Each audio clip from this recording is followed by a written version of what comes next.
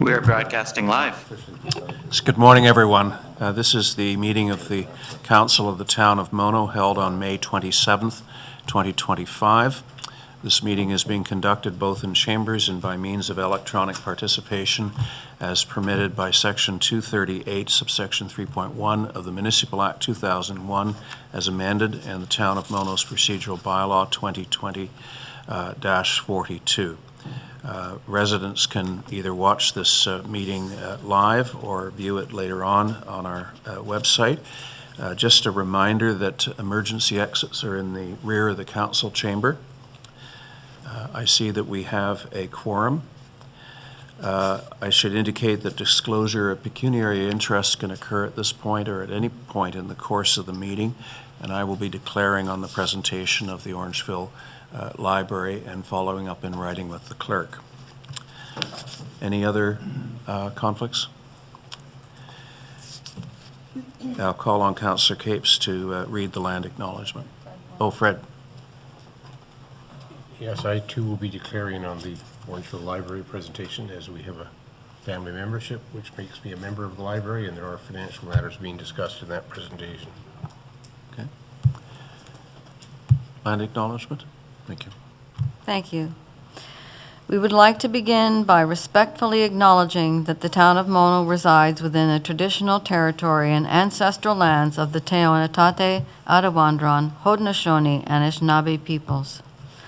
We also acknowledge that the town of Mono resides within the treaty lands named under Treaty 18, the Nottawasaga Purchase of 1818. These traditional territories upon which we live and learn are steeped in rich indigenous history and traditions. It is with this statement that we declare to honor and respect the past and present connection of indigenous peoples with this land, its waterways, and resources.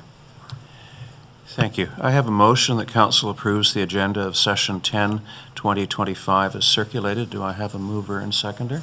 Councillor Manktelow moves, seconded by Councillor Davey. Any opposition to the motion?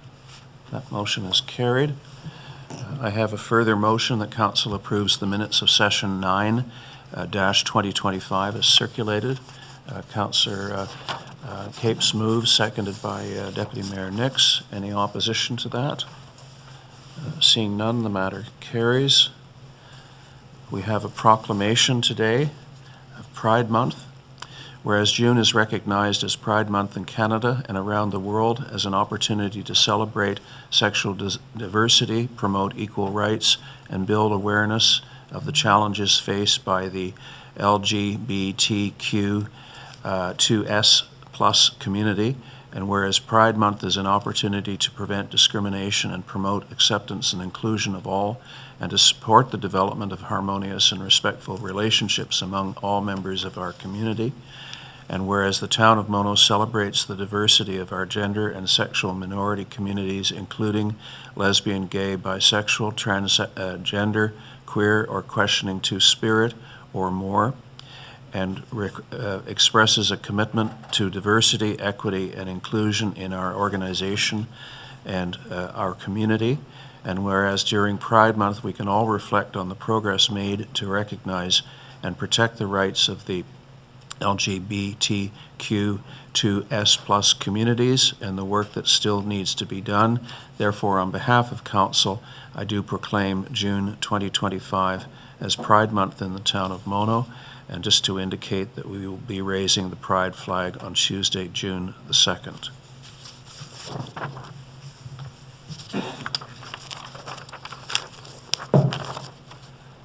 Question period. Do we have any questions submitted online? We have a number of questions online, Your Worship. The first question is, why are town halls and some other meetings, such as a recent Committee of Adjustment meeting, not being recorded and streamed anymore? I thought we were recording. Of course, all council meetings are streamed live. The town hall and Committee of Adjustment meetings are recorded and uploaded, but not streamed live. And that's due to staff resources. Okay. I think that is as close as we're going to get to answering that question. Any further? Yeah, several other questions. The next question is, are there any further updates on the ongoing fiber installation by Rogers? Yes, go ahead. Can I just go back to clarify on that? Our town hall, I thought, was live, and people were able to call in and ask questions at our town hall meeting. No? Was that not the case? It was only in person? Okay, thank you. Okay. Just on the Rogers, as I reported at the town hall meeting, Rogers subcontractor, Fusion Tech, has applied for and received some 30 separate road allowance permits from us, and that reflects their build-out plan for the near future. As well, the County of Dufferin has issued some 15 similar permits for expansion of the network on county roads, and the work is ongoing. We are always in touch with Rogers Fusion Tech and reminding them of the commitment they've made to the town of Mono to provide fiber optic service to every resident and business. Want to explain what a permit means in terms of individual residents? Well, I'll turn that over to Matt as he issues them. I don't think. The question, Matt, is what does a permit involve in terms of numbers of residents that might be involved? Is it for one residence or what? Thanks, Councillor Manktelow. Depending on the location of the permit, like it usually entails several kilometers of road intersections, so it could be upwards to ranging from 5 to 50 residents, depending on where it is located. Each permit's broken up into individual drawings. So you can't really tell us if it covers 30 residents, 60 residents, a couple of hundred? 5 to 50. Depend. Like right now, they're working down on First Line. That's Fieldstone, Island Lake subdivisions. They're up on Hockley Road. So Hockley Road, how spaced out some of those homes are. Second Line, they finished a stretch on Second Line. They're working on all the legs north of Highway 9, between Five Side Road and Highway 9. So those houses are very spread out, right? If they're in the rural areas, they're going to have less homes connected. And they ultimately have to connect to the OLTs, like the main hubs. And those are along Hockley Road and those areas down there. So it's a bigger picture. Not just because you have one permit complete, doesn't mean that those people are all online. A permit doesn't necessarily cover a specific geographic distance? It does. It does? It does, And- yeah. And what is the distance?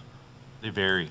Like Okay. it depends on the drawings, right? So you have like a kilometer of road on one section, and then the intersecting road, you might have a kilometer or less on that one.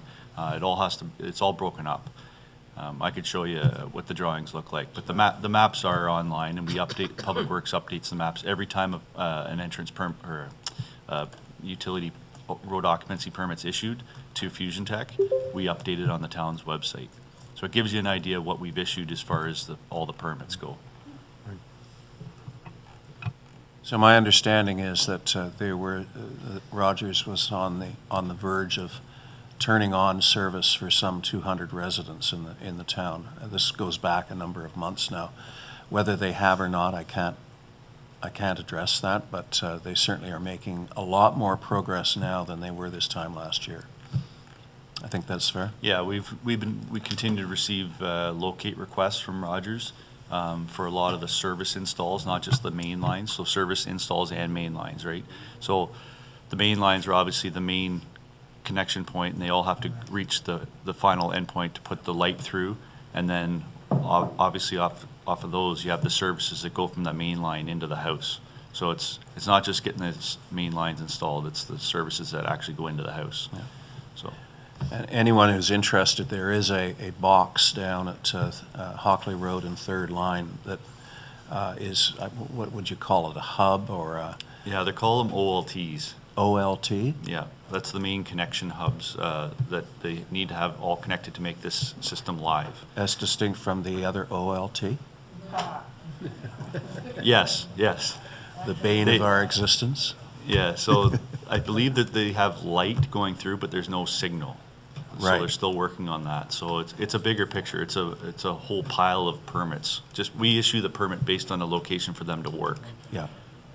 It doesn't necessarily mean that those people are all. And gonna be again, there's a connected. map that we maintain on our website that Yeah. shows the permits already issued.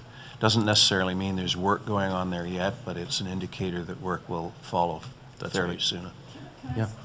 Are we aware of, so if Hockley is a hub, and I would imagine a hub was going to look after a varying number of houses, but how, in our big square of Mono, do we know how many hubs there are? Is there going to be one up, or like, because there must be a special permit to be able to put something, I think a it's- box?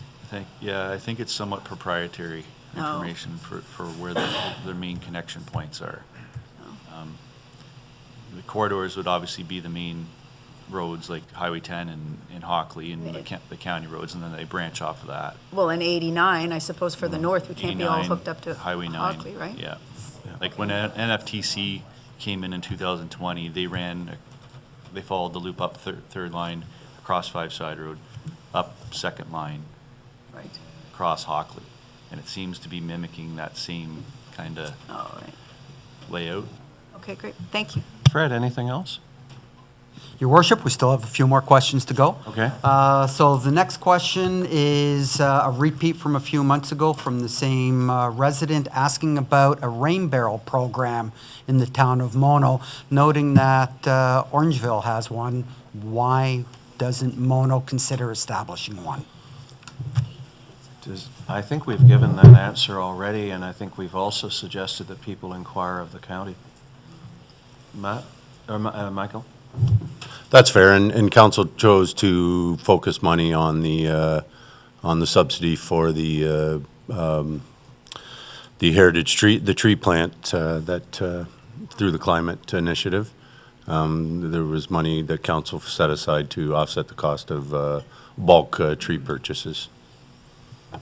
Do we do any education on our website or otherwise, maybe through water bills, about the problem of draining one's eaves troughs into, say, a septic bed as opposed to having it disperse on a back lawn? I know this causes, and it also causes problem in terms of municipal services as well. Yeah, we have a comprehensive section on our water page. We also have some initiatives on our climate change page. And we do have septic, we do have a section on septic. It's been a year since I've read it.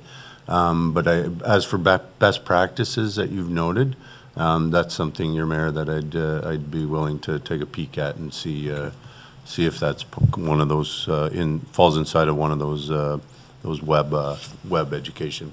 Okay, thank you. So the next question refers to maintenance and paving of Mono-Adula town line.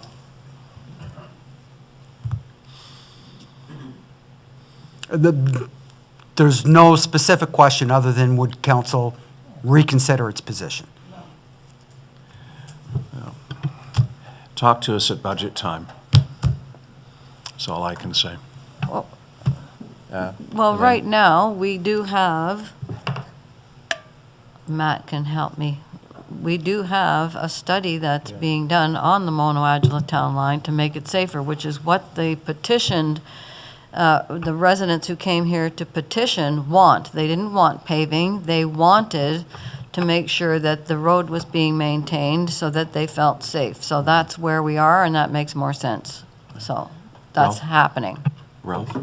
As we've said many times, we take care of the upper half of the Mono-Adula town line, and the lower half is Adjutas. And people who are in the lower half are concerned because of the quality of the paving there. I've talked to Scott Anderson, who's the mayor of Adjutas, and he assures me that the bottom 3 miles, which is from the 9th side road, from the 9th Highway 9 up to the 5th side road, is going to be repaved this summer. Thank you. Thank you. So the next question pertains to the keeping of backyard hens bylaw, which is ongoing, and is mostly a critique on whether council should regulate this or permit this or not. And I can add to it that the online survey is now live and operating on that, and we're starting to collect data. It's early days in the collection. Is the question, should we regulate it or deregulate it? Because I think the concern is that it is regulated in the subdivisions, but some people are saying that we should deregulate it with rules around it. Right. So the question suggests that the town should not be permitting the keeping of hens in residential areas of town. Okay. Well, we await the results of the survey and our own discussions. And then a question came in overnight, so it'll be on screen. And the question again is critiquing the noise bylaw. It doesn't give any specifics, but you get the idea that limitations on businesses should be removed or reduced. And that would be construction equipment and perhaps even residential home maintenance equipment. So if the person who asked this can stay tuned for a few hours, they'll see us discuss this very topic.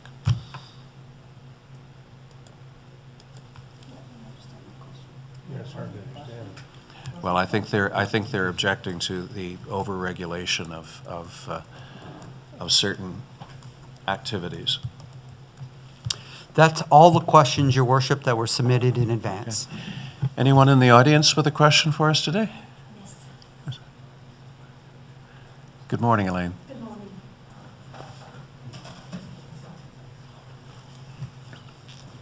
It's a BTC question. Sorry, Ms. Keto, can you please use the microphone? Yes, thank you. I'll be declaring an indirect conflict of interest.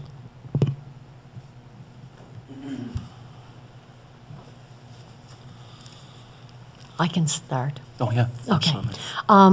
My question to you is, there was a motion passed in council with respect to the, I'm going to call it surplus land, but I don't think that's what it is, for the trail to be built.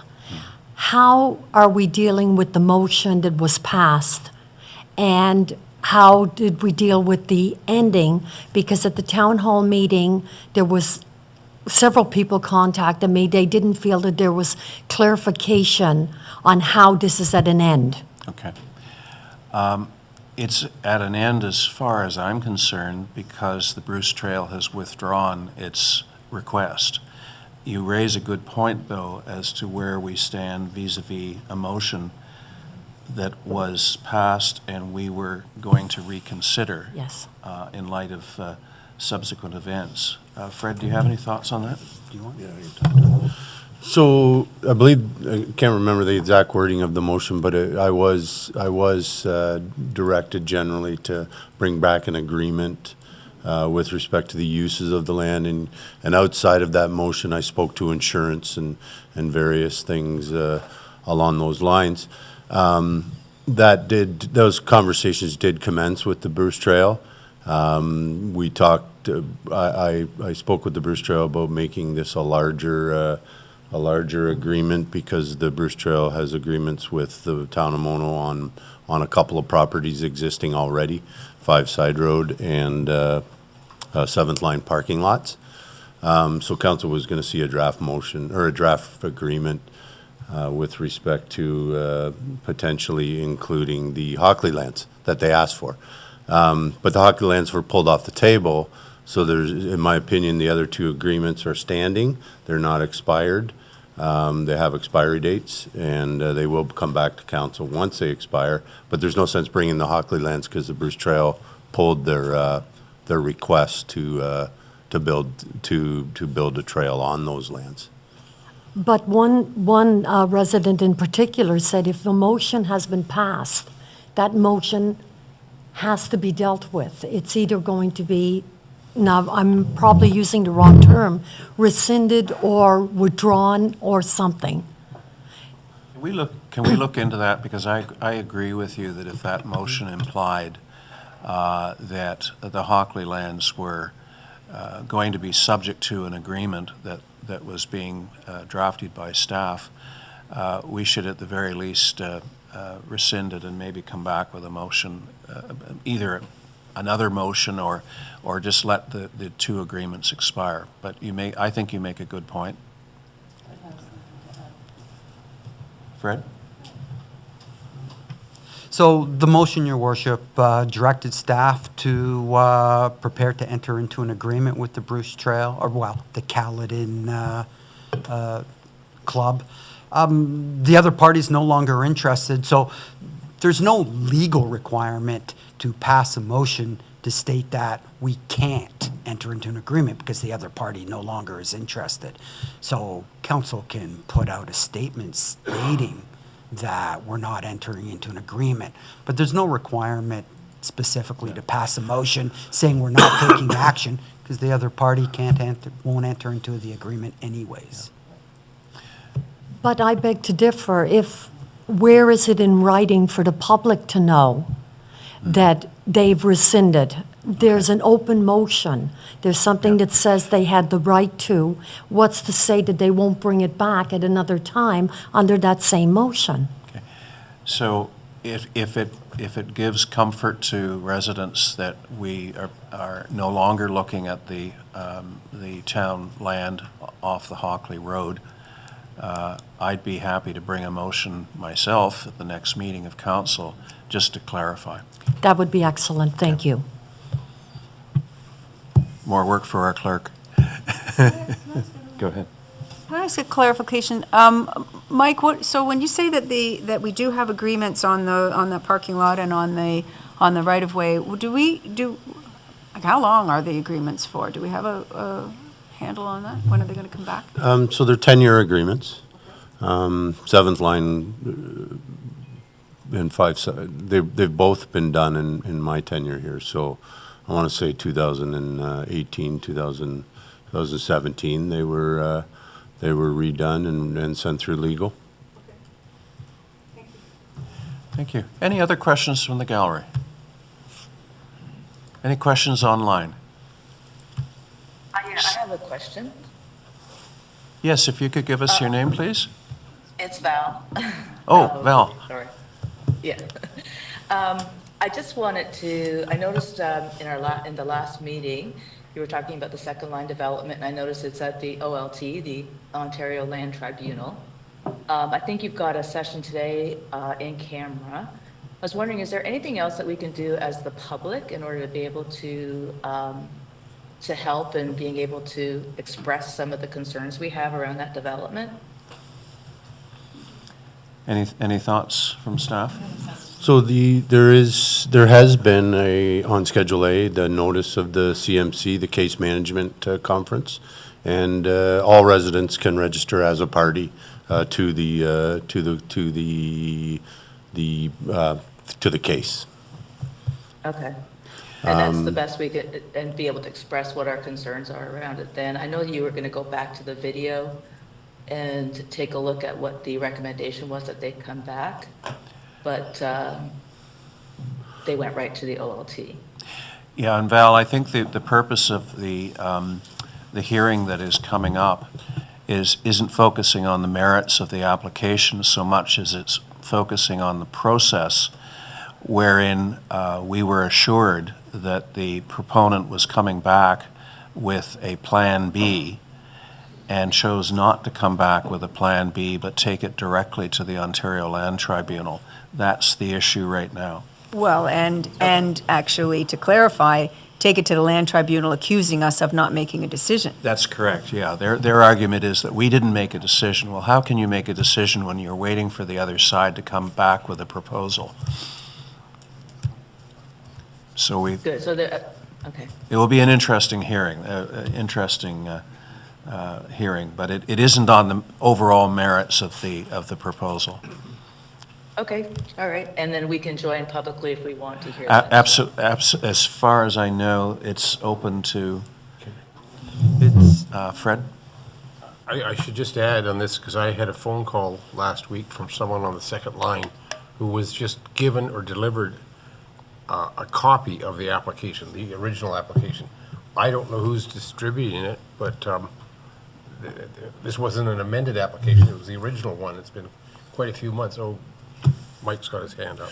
So during the statutory meeting, if you were a registered person that had concerns, you became an official party that was in receipt of, like even the individual directors got a letter from. It's the requirement of the applicant to circulate the list of the official parties. So anybody that spoke, anybody that submitted questions to the statutory meeting would have been circulated the notice of case management. But the interesting thing is, at least according to what this person said on the phone, the application that they were given or sent was the original application. In other words, notwithstanding all the claims made by the applicant at the public meeting that they were going to take questions into account and amend the application, it wasn't done in this document this person received last week. The town sits here in the same position, right? We all sit here, and this will be part of the case management. And the application, there would have been an OLT document that overviewed that they're taking the council to task on not making a decision, which all the other matters contained in the statutory meeting will become part of the town's position on the matter. But to clarify, if you're just interested, Val, in observing and being kept up to date with what's going on, then you can't go to case management conferences. That's the date of the hearing. The case management is pardon? The case management information is public. Is it? Okay.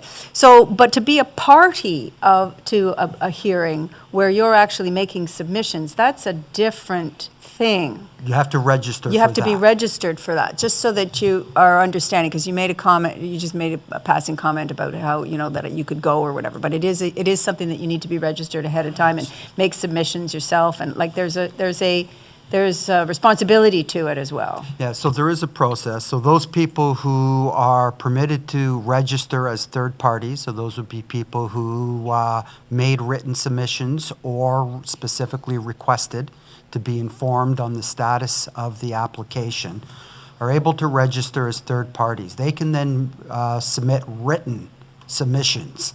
They can't make oral submissions during an OLT, but they can make written submissions. But I think Valley's wondering whether she can tune in. Anyone can tune in. Anyone can tune in, but not necessarily participate.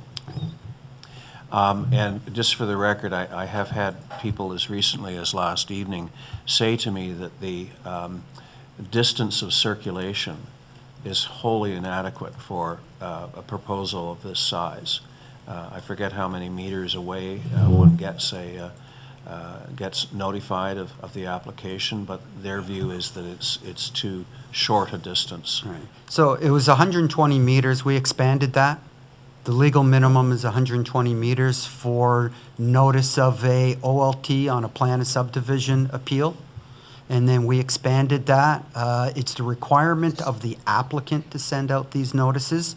So we worked with the applicant's legal counsel and came up with a distance that exceeded the minimum in order to catch more residents. Okay. And I think the complaint I heard was that it notwithstanding the fact it exceeded the minimum, that it still didn't capture people who would be affected by that subdivision.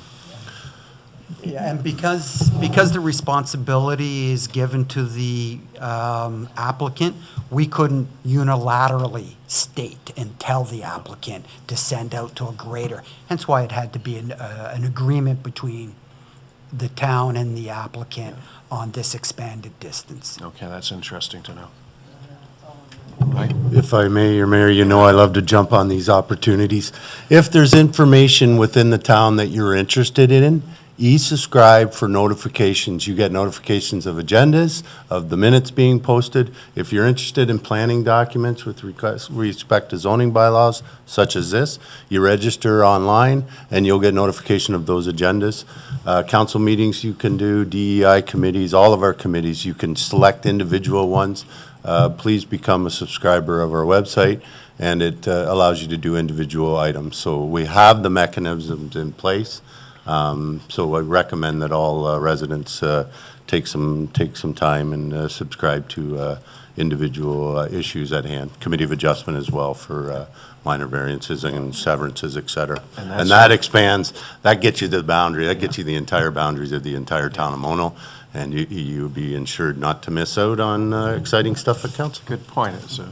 It's a public service advertisement we've just heard. Excellent. Thank you. Okay, anything else? Seeing none, I'm going to make way for the Deputy Mayor to chair the next portion of our meeting having to do with the Orangeville Library. And as I have already said, I'm going to declare an indirect conflict of interest because we have a family membership with Orangeville Library, and as I understand the Integrity Commissioner's ruling, if I'm a member of a group and there's financial issues discussed, I have an indirect conflict of interest. So I'm going to relinquish my chair. I would suggest the 3 remaining councillors sort out who's going to take the gavel. My own suggestion would be do it on the basis of seniority and give it to Ralph, but it's up to you 3 to decide that. So technically, the current chair appoints someone, and if anyone opposes the appointment, then it goes to vote.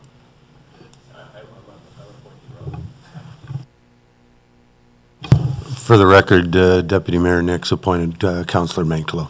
Sorry, your mic wasn't on, Fred.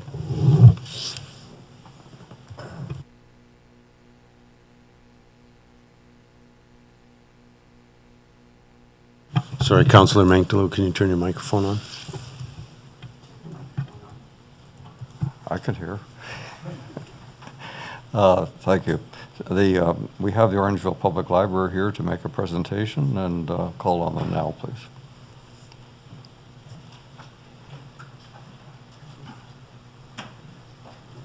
And you have control of that with the mouse and keyboard that's on the desk. Thank you. Please turn on your mics by just pressing the button. Thank you. Do you want me to do this? Let's see. As we set ourselves up technically here. Marty messing up. How do I go back? Scroll. Try back. Here, let's see. You know what? You know what? I got it. You okay with that? I'm fine. Good morning, Chair and councillors and staff. My name is Peter Leblanc. I'm the Chair of the Orangeville Public Library Board, and here with me today is Darla Fraser, our CEO. I'd like to share with you as well, this is the current iteration of the Library Board, of course with myself as Chair, with Victoria Spears as the Vice Chair. Our board is committed to transparency and inclusivity as we continue serving our greater community. Councillors and public members are listed here on the screen.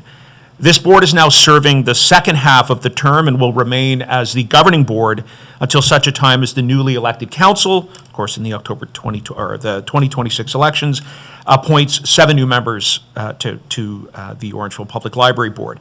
The board is very fortunate to have broad representation of ideas and backgrounds around our table, and we're excited to share with you our progress on goals and plans for the future.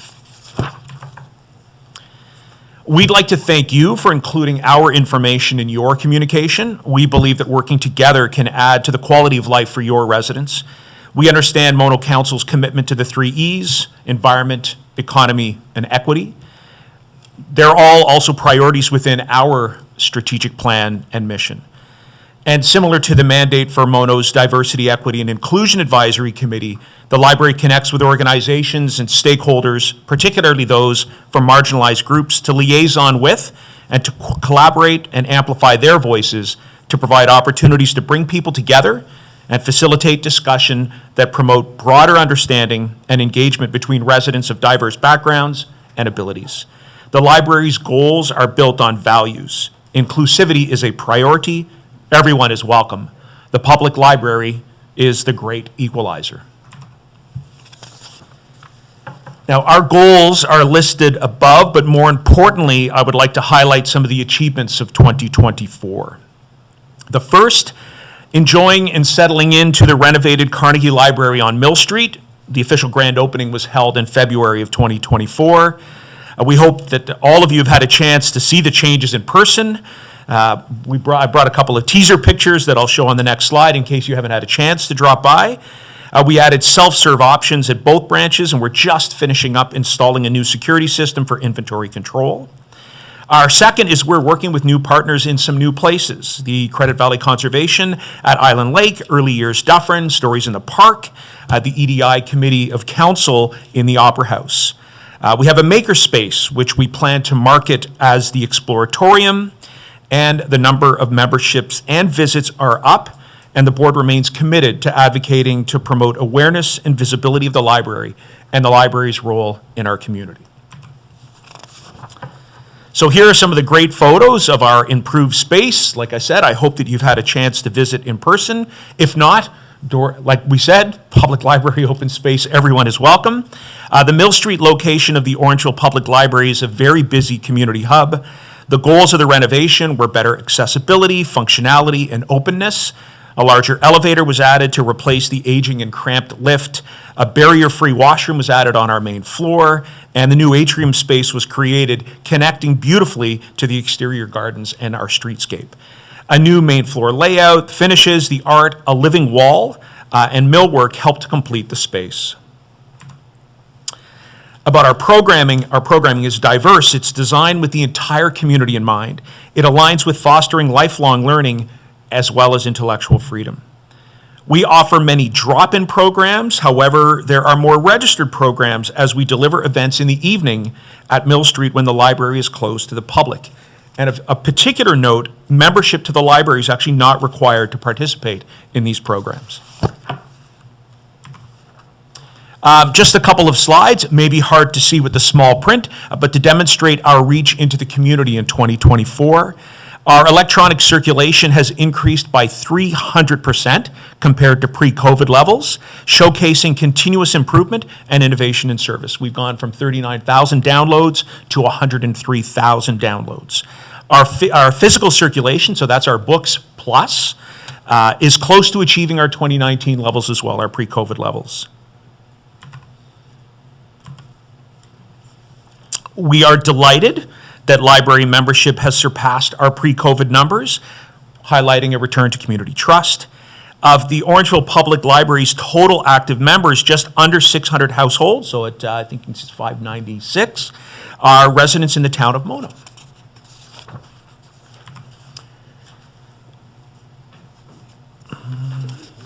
Yeah, we did.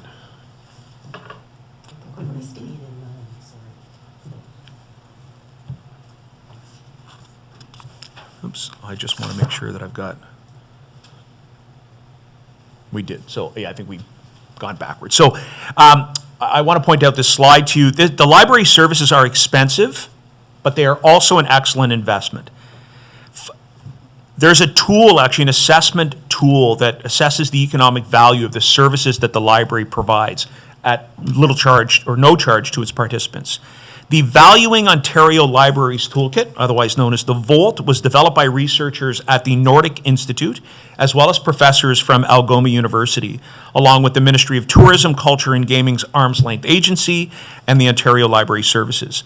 The VOLT uses various data points and considerations based on geography and calculates what it calls the social return on investment, or the SROI. The SROI reflects the impact of a public library in monetary value, representing the valuation of goods and services that are offered free of charge. Given the board's limited options for generating revenue, it's noteworthy that each municipal dollar invested in the Orangeville Public Library, according to the SROI, was worth $4.69. That's a return of 469% on each dollar invested.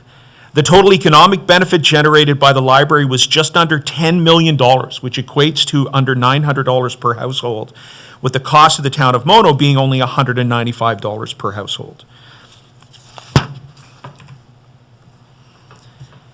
We remain focused on our vision that the library will be a place for everyone to connect and discover, and where learning and possibilities allow each member to soar. We are poised to help Mono in achieving future goals. We believe we can leverage library resources to foster sustainability and educational opportunities which prioritize the environment, the economy, and equity. Moving forward, we encourage collaborative efforts that benefit all stakeholders. We're open to ideas for collaboration to enhance quality of life across boundaries, supporting Mono and Orangeville's vision for inclusive communities. We'd also like to thank you for your time, and we won't take up any more of your time unless, of course, you have any questions or comments for us. Thank you, Peter. That was very clear and informative. Are there any comments or questions, Elaine? Thank you. And thank you for coming, and thank you for the presentation. I do love the Reno. I think it's a great place, and libraries are seen as safe places and anchors in communities, and so you've made it even more welcoming. And I also want to note that not in your photo was the Orangeville Food Bank meal dispenser, which I think, when you talk about collaborating and thinking differently and being welcoming for community, that is a brilliant partnership that you have with them. So I just wanted to mention that. And so thank you very much. Thank you. Thank you for the comment. Love the library. I'm impressed with what the library is doing in terms of being creative and innovative and sort of keeping ahead of the time. I think we all thought when books online became available, what's going to be the future for the paperback or the paper book. And Darla, do you want to make any comments about that? You're on. Thank you, Councillor Manktelow. I'm going to get it mixed up. Thank you, sir. There really is room in the world, I believe, for both electronic and physical books. You're right. There was a real aha moment when people thought these electronic books were going to eliminate paper copies. And we assumed in the long-term budgeting for the library that as the cost for physical items and the demand went down, we would supplement with those electronic resources and stay in line with the demand. Trouble is the demand for both are increasing. Mm-hmm. So just as Chair LeBlanc, mentioned, we have seen a huge increase in the number of electronic downloads, but we've also seen increasing ever since the closure for COVID, every year, significant double-digit increases in the physical books. And so the conflict will be, how will we keep up with the demand for both? Just one final question. Your programs may not be known to everybody. Do you want to just briefly list what they are? Well, there are over 400 programs offered over the course of the year, so there's no way it could be a brief list, sir. I'll take that back. Okay. But you're right. The staff do an incredible job of offering programs for, I would say, for all ages, for all groups. Perhaps I was just thinking to summarize some that are just coming this month, for example. So we have our Monday Reads in the Park. We have a program on Thursday evening this week that is discussing dyslexia as a challenge for readers. Of course, we have 3 free workshops that are being offered on Saturday through the Blues and Jazz Festival. Just in case I miss some, I'm being handed a piece of paper here. I don't think I missed any. We have our Every Child Reads to Read Babies, so to focus on the earliest possible literacy happening on Wednesdays, and which happens on an ongoing basis. I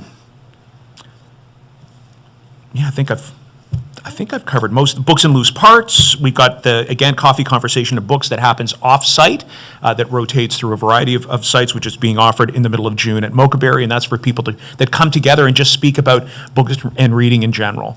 Again, we have the work that is ongoing on our Exploratorium or our Makerspace, which we hope will get underway, which will offer a whole series of digital-based and technology-based programs as well through the library. So. Thank you, Peter. And I'd just like to add to that, one of the things we're proud of for 2024 is the fact that 35% of those 400 programs were delivered in partnership with a community service organization or community champion. And that's where we're really building community. Thank you, Councillor Capes, for mentioning the vending machine. Again, what we're seeing is not only it as a wonderful resource, we have, and I have to tell you, just in the last week, we've had 2 individuals come in and offer up quarters. We always keep extra quarters at the desk for those who are exceptionally challenged. And we were getting short. This is just the staff throwing in their loose change. And we had a member of the public come in with, they said they cleaned out all their drawers and brought us all their quarters. And there was another gentleman this week that came in with a roll of quarters and left his card saying if we got short, that just to let them know. So the only problem with the machine is when it breaks down. And because it gets a lot of use. It is a fabulous partnership. It is a fabulous resource to offer. Thank you. Just before we close, does the staff have any questions or comments? No? No? Okay. Thank you very much for coming. It's very kind of you. Thank you.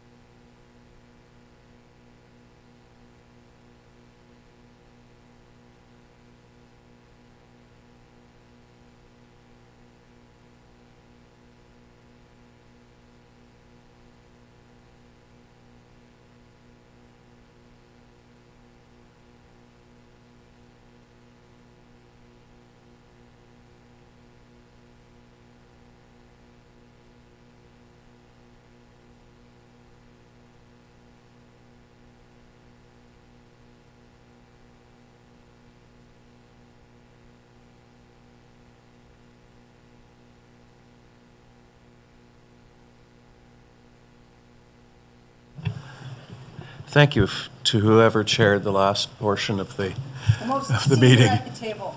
The oldest person there. Thank you. And that takes us to the 2025 Water Finance Plan and Rate Study. And I don't, Mike is, Les, are you?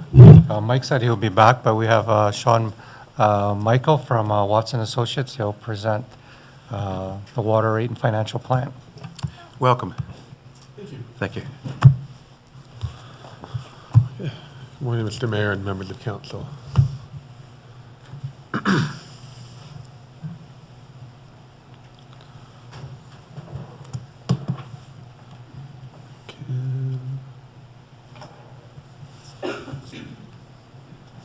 Do I have control? Yeah, Sean, you've got control Okay. of that with that Great. mouse and keyboard. Thank you. Okay, so the intent then this morning is to provide you with an overview of the water rate study and water financial plan that's been prepared for the town. We were retained to undertake this in part as the town's water financial plan is required to be submitted as part of your drinking water license renewal application, which is due by June 1st. And so the water rate study has been prepared to look at the forecast of water service demands, both from the number of customers and water consumption in the system over the next 10-year period. Look at, over that period as well, what the capital needs will be of the water systems, both from a the needs over that 10-year period, but as well as looking at what the longer-term average annual life cycle cost would be of that infrastructure to ensure that you're providing funding for the sustainable rehabilitation repair of that infrastructure. To look at the operating costs and revenues associated with the operations of the systems over that period as well. And then to ultimately look at the analysis of the rate structures and alternatives around recovering the cost of those systems to make sure that you're continuing to... If I could just ask you if you could speak a little closer to the microphone. Sure. Thank you. To make sure that you're continuing to recover those costs through those rates, and so there aren't any unintended tax funding implications of underfunding those systems. And then, as I mentioned, the water financial plan has been prepared in accordance with the regulation as part of the drinking water license renewal submission.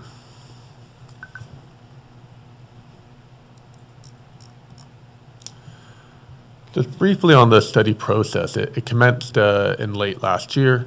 Through the January to May period, we worked through those key objectives of the study process with staff, commencing to reviewing the draft findings early this month, preparing the final rate study and financial plan report, and proceeding to the presentation today with then the approved water rates intended to go into effect in mid-year, with the financial plan again to be submitted to the province as part of the renewal license.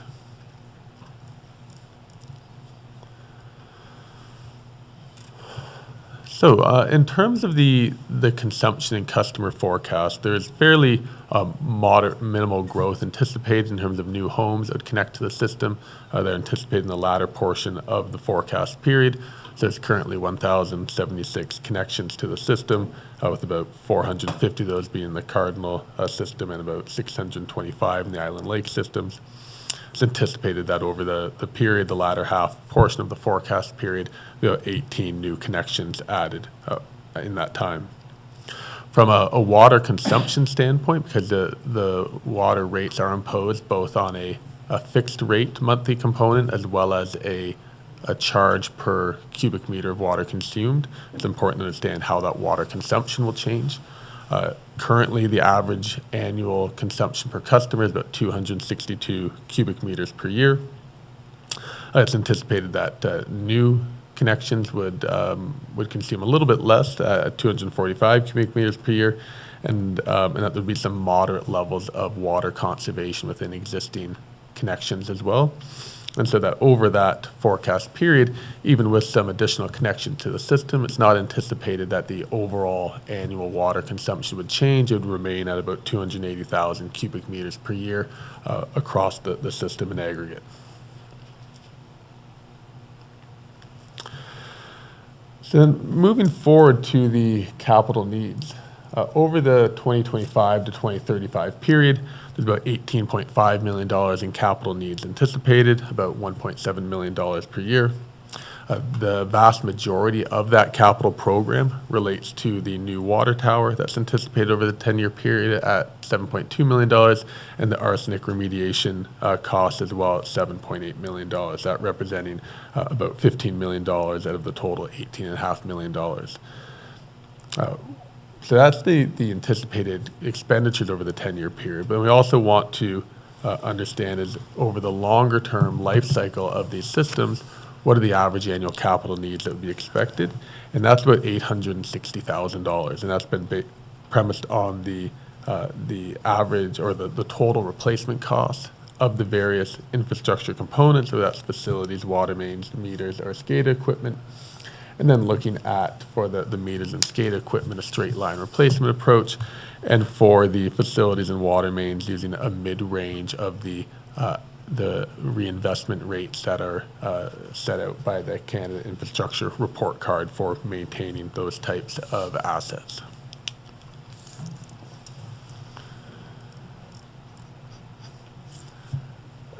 So then looking at how those capital needs are anticipated to incur over the 10-year period, we can see that the arsenic remediation costs, which are shown in the dark blue hatching, are fairly front-ended in the first 4 years of the forecast period.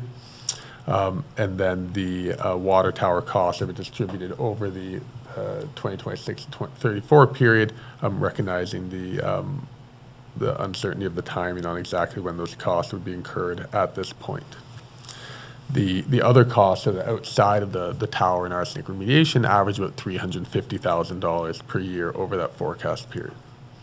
So I want to bring your attention to that. I think it'll be important. We'll come back to this in later slides when we talk about the rate setting approach, is this relationship between the average annual capital needs over this 10-year period versus the longer term life cycle costs. So you'll see the solid green line shows what those average annual costs are over the 10-year period at $1.7 million, and the longer term life cycle costs indicated by the dotted black line at $860,000. So just indicating that the needs in this 10-year period far exceed what the longer term average annual needs are of the system and what the implications are for the funding of those as well. So looking at the funding sources then for the capital needs on the following slide, this table includes annual indexing of the capital cost or inflation of the capital cost over the 10-year period at 4.4% annually.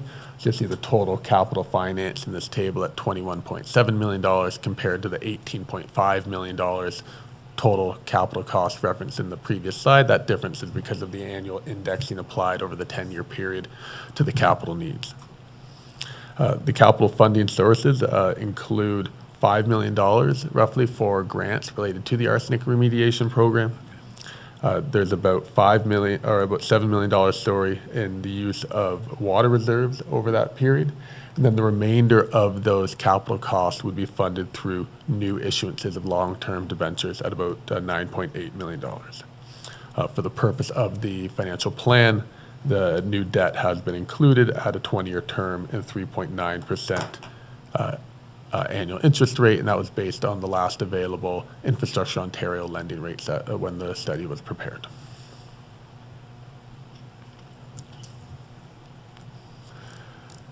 And a bit difficult to see here, but just to highlight with respect to your reserve funds, with the issuance of almost $10 million in additional debt over that forecast period, what you would expect then is that we're fully utilizing those reserve funds. So you can see that those would be fully depleted over that forecast period.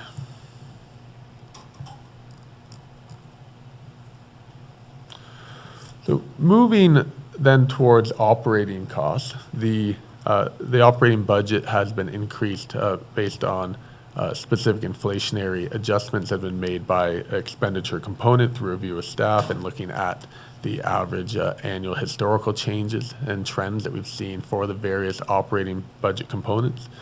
And so salaries, contracts, and professional fees are being forecast to increase at 2.5% per year, hydro and heating at 5% per year, and insurance at 10% per year, then other miscellaneous costs at 3.3% per year based on average historical CPI increases. And so in aggregate, across the operating budget in total, excluding any capital-related components, so excluding transfers to reserves or debt payments, the operating budget would increase from about $1 million to $1.4 million over that period, which is about a 3.2% overall average annual increase.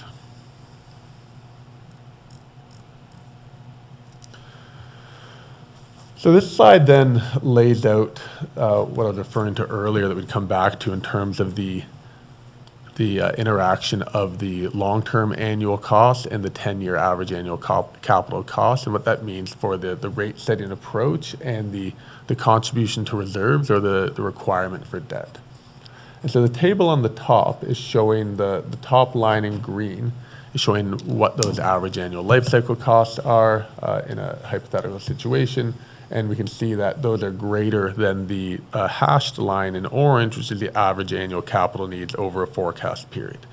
And then the solid blue line that we can see transitioning up to the average annual life cycle cost is reflecting that where the blue line reflects your rate-based capital funding or what capital is being funded from your annual revenues each year. What we want to do is to make sure that those are full cost rates is have those rates be able to fund your long-term capital costs. That's showing that rate-based funding moving up to the average annual life cycle cost. Where those average annual life cycle costs are greater than your actual capital expenditures, what you'll see then is contributions to reserves and building up those funds for future life cycle replacement, as you typically have cyclical patterns of infrastructure needs, and at some point in the future, those infrastructure requirements are going to come due. And that's illustrated by the bottom portion of the table, where now we have the opposite relationship where your annual needs are greater than your life cycle cost, which is what we see in this 10-year period for the town, as we showed earlier on the previous graph. And so we're still looking to increase rate-based funding to those long-term average levels, even though your actual capital funding is much greater. Because if we were to increase it to actual capital funding levels, then you'd have rates that peak and then come down and peak, and you wouldn't have an equitable transition of rates over the long term. And so with rates being set at that long-term capital funding level, then that would put you in a situation of having to draw down your existing reserves and issue debt, because you're not trying to fund at your 10-year capital plan level, you're trying to fund at the longer-term average annual life cycle level.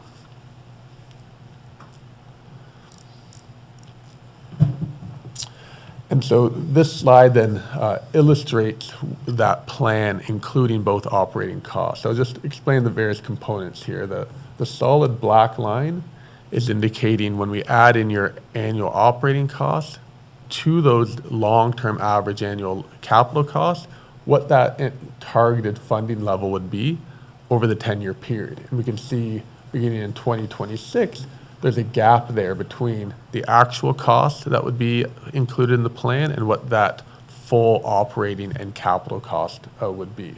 And so the stacked hashed areas of the chart on the bottom, those are your net operating costs. And so those are at about $1 million in 2025. The next section in the dark blue hatching is transfers to reserves for future capital replacement. And then the top component in the checked hatching are the future principal and interest payments related to debt issuance. So the top two components representing the capital funding component of the rates, and the bottom component being the operating. And so we can see that over that period to 2035, those total annual costs that we funded through rates would increase by about $1.7 million to a total of about $2.8 million. That's about a 10.3% year-over-year increase. And the majority of that, over 3/4 of that increase, being related to the increase in funding to make sure that you're fully funding your average annual capital costs.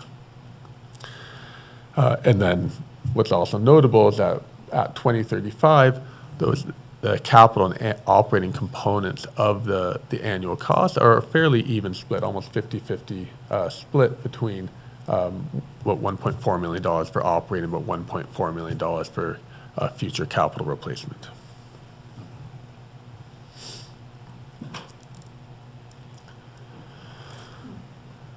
So looking at the rate structure then, the general rate structure has been maintained. However, there have been some tweaks made with an emphasis on increasing the revenue certainty and stability around the rates. And so looking at increasing the portion of the rates or of the revenue that's recovered through the fixed monthly rate that is charged, which is currently about $5 per month, versus the remainder of the revenue that's recovered through the volumetric charge on a per cubic meter of water consumption basis. We've also focused the rate increases more heavily in the near term of the forecast to try and mitigate the amount of additional debt that's required by accelerating the rate increases and having them then tapered off in the back end of the forecast period to, again, minimize the amount of external debentures that would be required. And then the other component that we've looked at through discussion with staff is changing the volumetric thresholds for how the rate changes. So right now, the way your rate is set up is that you are charged a certain rate per cubic meter for the first 350 cubic meters per year of consumption. And then when you get into the next threshold, which is 351 to 500 cubic meters, that volumetric rate increases and so forth. What has been proposed is to lower those threshold levels. So the first threshold would now not be at 350 cubic meters per year, but 275 cubic meters per year. And when you go beyond that, then the rate would increase for that marginal consumption above that rate. Part of the impetus for making that change is to try and promote water conservation, and again, also improve revenue stability in that regard. So, and hopefully you can see this a bit better in your agenda package. The timing of the proposed increase is July of this year, and so what you would see is a significant increase in the monthly base charge in July, going from $5.13 to $25. No change to the volumetric rate for the remainder of the 2025 period. And then beginning in 2026, each year there'd be a 15.4% increase in that monthly base charge, so increasing from $25, ultimately by 2035 being $105 per month. And then on the volumetric rates, we'd see a 12% increase each year up to 2030, and then 2.6% increases thereafter. So that was that front-ended portion of the rate increase that I was referring to. So that's illustrating really just the percentage increases. To understand the impacts on an average annual bill on the following slide. This is shown for a customer or household consuming 245 cubic meters of water per year. And what that shows is currently, right now, they would have an annual base rate of $62 per year, and their volumetric component of the bill would be $598 per year, so about $660 currently would be the average annual water bill for that type of connection. At mid-year, that average annual bill would increase by, or go up to $898, a $238 average annual increase, that being entirely on the increase in that monthly base rate, going from $5 to $25 that I referenced. Then beginning in 2026, what we would see is a increase to the, again, to that monthly base rate of 15.4% per year. And so in 2026, that would increase from $300 to $346. And then the volumetric component of the bill increasing from $598 to $670. So on average, about 10.6% average annual rate increases, consistent with that average annual increase in the operating capital costs that we saw earlier.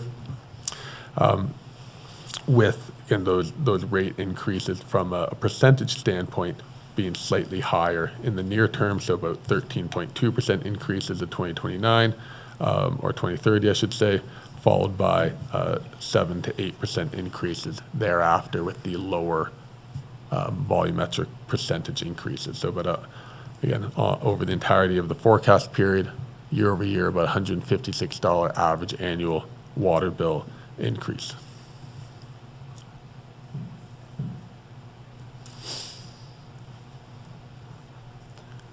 And this maybe just the last point to highlight there as well that I didn't mention.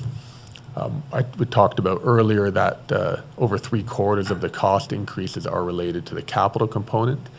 If we were to just isolate the inflationary components built into the rate forecast, about 40% of the increase is related just to the inflationary components of the operating and capital costs, with then the remainder being related to the closing that infrastructure gap on the capital side.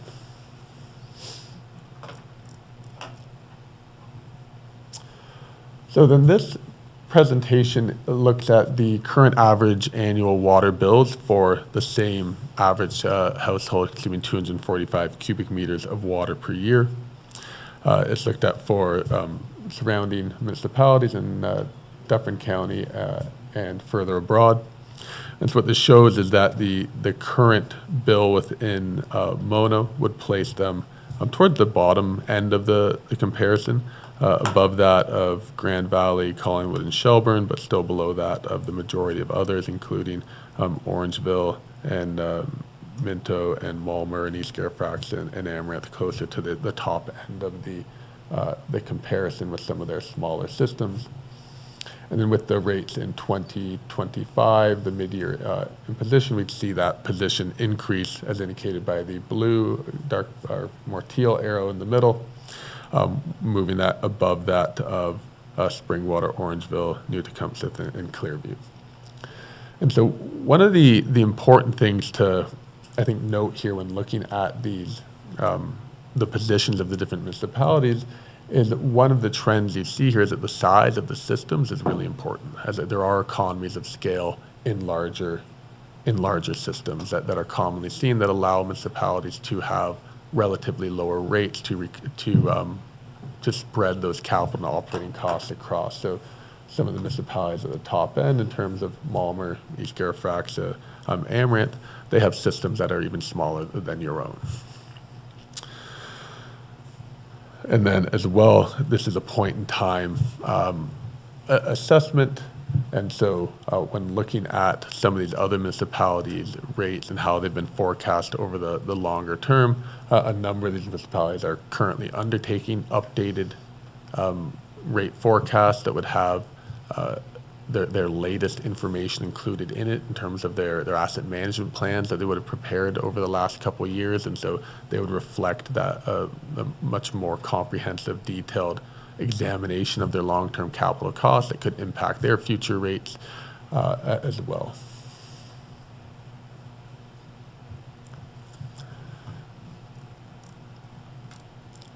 So next steps then, from the rate study standpoint, it's recommended that council provide for the recovery of all water costs through full cost recovery rates, that the 2025 water rate and forecast is approved, that the capital life cycle reserve funds for the future replacement of infrastructure continue to be maintained, and that staff are directed to revisit the rate study in 5 years' time to validate the results and make any necessary rate adjustments, typically undertaken as part of your next financial plan update that would be required in 5 years' time for your water license renewal application.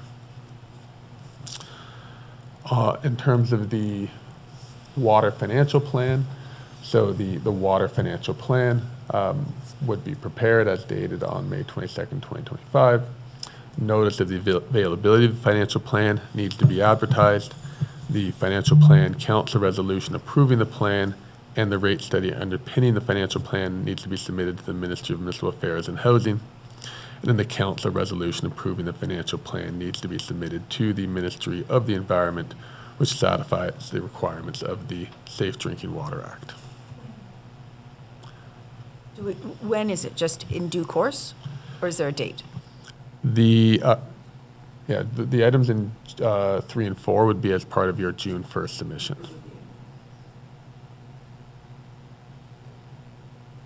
So you advertise after the fact, because today's 27th of May. That's right. I have a quick question before I turn it over to my colleagues, and I submitted this to staff yesterday. The capital costs as reflected on page 5 show the arsenic remediation as being a major cost. Mm-hmm. Is that inclusive or exclusive of the government grant that we're getting to do that work? In other words, is that built into that, and we're still facing that very large cost, or? Yes, so that cost is the total cost, exclusive of the grant. Then what we showed on the following slide of the capital funding sources was the almost $5 million grant towards those costs. But in that case, when we come up with the water rate, do we not take into consideration the money that we're getting in grant money that arguably would reduce the water rate because it's being applied to the remediation or anything else for that matter? No, so that grant money is going to have an impact on how you're actually going to fund those capital needs over the 10-year period. But what, in terms of setting the rate, we're not setting the rate to fund your 10-year capital needs. We're setting the rate to fund your long-term average annual capital needs. That's what I was trying to illustrate with your average annual costs over the 10-year period are at $1.7 million. we're not increasing rates to fund at that level. We're increasing rates to fund at the $860,000 level, which is what your longer-term average annual capital costs are. So the change in grant funding is going to change the amount of debt you have to issue over that 10-year period, the amount of reserves you can issue, but it has no impact on ultimately where we want the rates to be at full cost recovery levels. I'm going to think about that. Okay. Fred? Yeah, I have several questions, Your Worship. I don't want to hog the floor. Maybe you want me to do them one at a time, or? Well, let's do one, and then I'll Okay. turn to my colleagues, our colleagues. This isn't so much a question, it's an observation. You actually, I was going to ask a question, but you've already answered it. There are economies of scale in these things. And the thought that occurs to me is we have an application before us right now to put a new subdivision in right beside an existing subdivision with water service, and the new subdivision wants its own water system. The thought that occurs to me is, putting another small-scale water system for 350 homes in doesn't make sense if instead we could join it up the existing system, because there are economies of scale. I guess I'm asking you whether you agree or disagree with what I just said. I agree that in principle there's economies of scale. I wouldn't be able to answer whether operationally, engineering-wise, you can connect to that system, whether it has the capacity to do that. That would be another question. Can I ask number two? Okay, let's go, Ralph, and say. I may have missed it, but I didn't realize that we were embarking on a new tower. Is there a timeline on that? Within the 10-year forecast period. I don't have the specific date. Okay. Can I just jump in on that? We need a new tower, and yet we're only adding 18 users to the system. Have I missed something? Well, just lifespan. The tower's getting old. Replaced. We're having to replace the tower that went up 25 years ago? Help me out here. So this is an additional tower for Cardinal Woods, the potential for that. It was in the ministry report that Mike brought to council during the last Cardinal Woods ministry inspection report. So Cardinal Woods has had a challenge over the years with meeting max day demand for the system. And so this would allow that system to be able to meet those requirements. And then any additional thank you. potential build-outs within that system. Sorry, I interrupted, Ralph. So as a sort of, I don't expect you could answer this, but I think it's something that's on the horizon we need to understand, and that is that the whole issue of additional homes is very much in everybody's thinking, and the possibility of having an additional home on your property is a reality. We don't know where that's going to go, but if that happened, and it just maybe a quarter of the people put an additional home on their property, a small home idea, we would suddenly be increasing our needs for water significantly.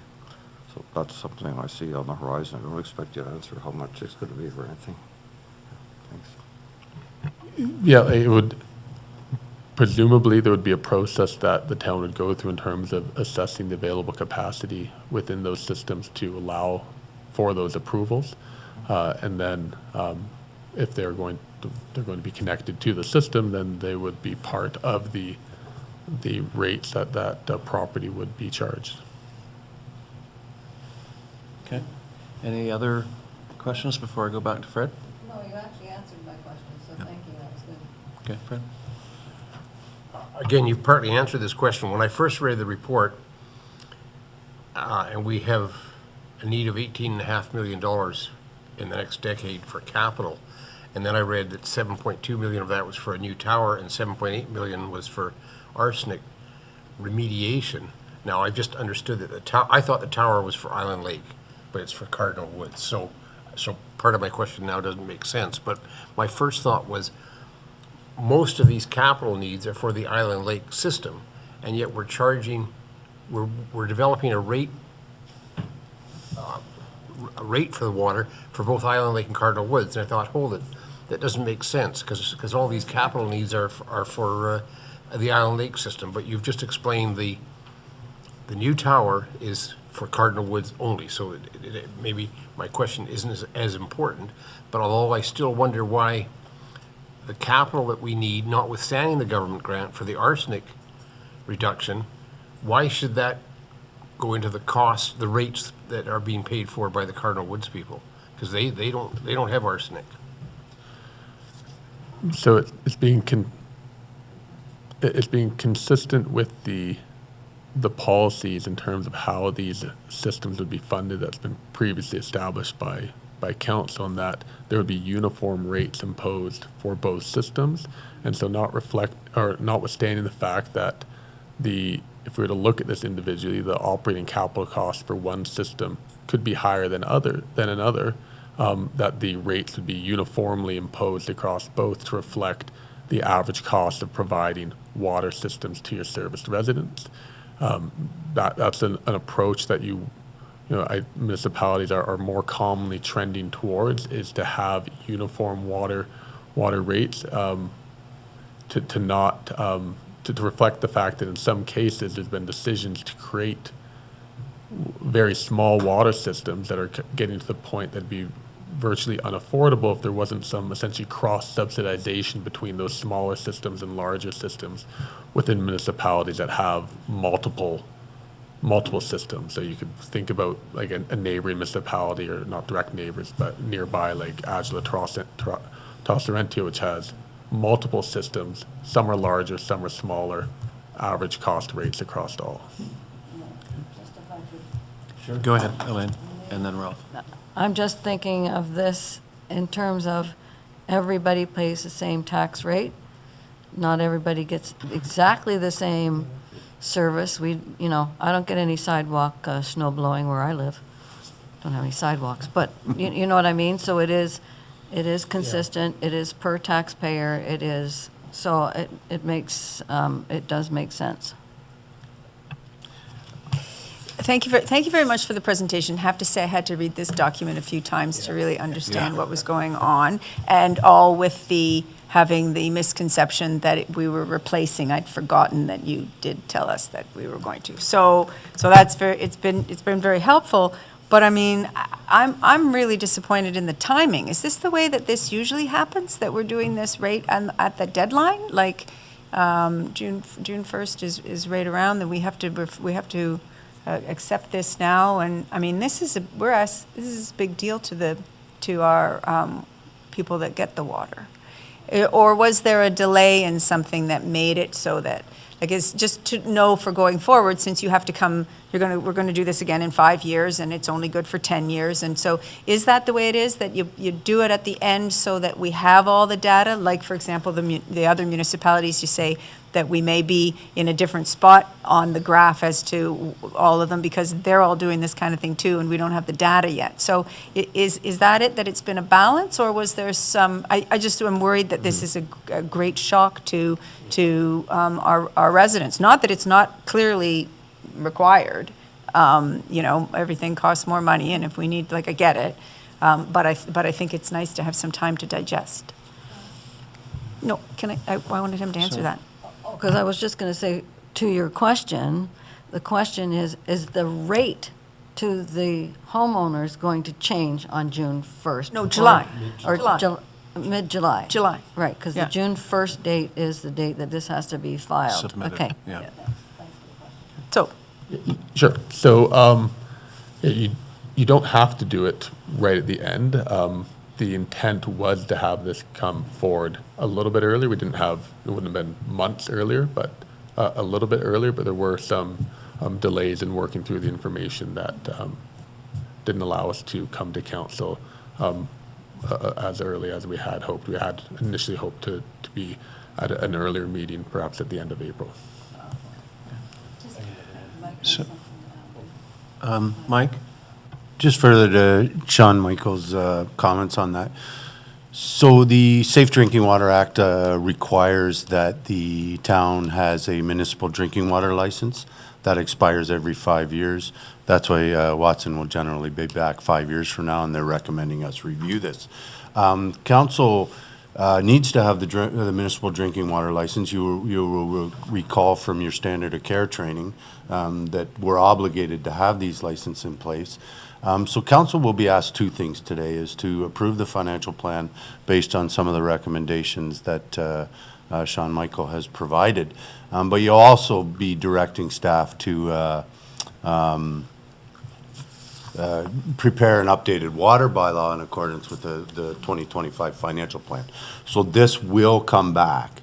So a discussion surrounding your concerns, Councillor Davey, will be on the table again.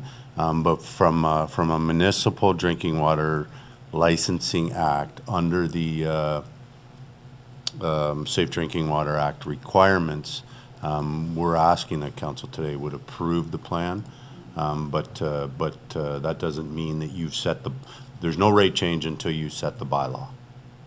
So the discussion is on the table at a future meeting, which I think will give you time to present more questions to staff on this and so forth. So Ralph and then Fred. This is a little hard to digest in some ways. You're assuming debt financing. And I may have missed it from here. What is the amount of debt that we're going to finance? $9.8 million. Okay. Have you assumed any other way of costing this without it being debt financing over 20 years? No. So you're without unless you were looking at other municipal reserves of potentially borrowing from tax-based reserves as opposed to issuing debt, external debt. The intent is to continue to have these systems stand on their own in terms of the revenues fund these water systems, and so your funding sources are fairly limited there in terms of you have your rate revenues, you have grants, if to the extent those are available, and we've included those for the arsenic remediation, but the grant funding programs are fairly limited, and so there aren't a lot of other options available. So the other option, I guess, is to pay as you go. Is that's prohibitive? Sorry, can you say that again? I said to pay as you go, meaning that when the cost comes up, that they're assigned to the users. Yeah. So if you didn't want to issue any debt, then instead of the rate increases we're showing here, they'd be far greater. Yeah, so you'd say we're not going to issue debt. We're going to have rates that are going to spike way up, and then in 10 years' time, they're going to drop way down because you don't have any capital need in that year, and they're going to fluctuate all over the place. And it's going to result in a very sort of unequitable situation over time for different users as they come on and off the system potentially. Well, I don't presume to be a finance guru, but if you're financing a tower in 10 years or so, you could increase your rates so that you don't necessarily need to have wide spikes. I guess the arsenic one is the other one that we're going to have to deal with in the next couple of years. And I have to follow up on the mayor's comments on that. If we're getting a $5 million grant for this, and the total arsenic is $7.8 million, how do you factor that into your calculations? 'Cause it seems to me within your calculations you're including a costing to the users of $5.8 million for arsenic. So, I think the first thing to think about would be the rates are being increased. And I don't know, can we put the presentation back up? Is that possible?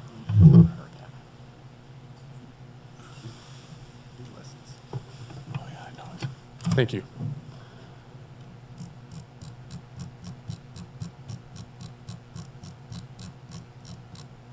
So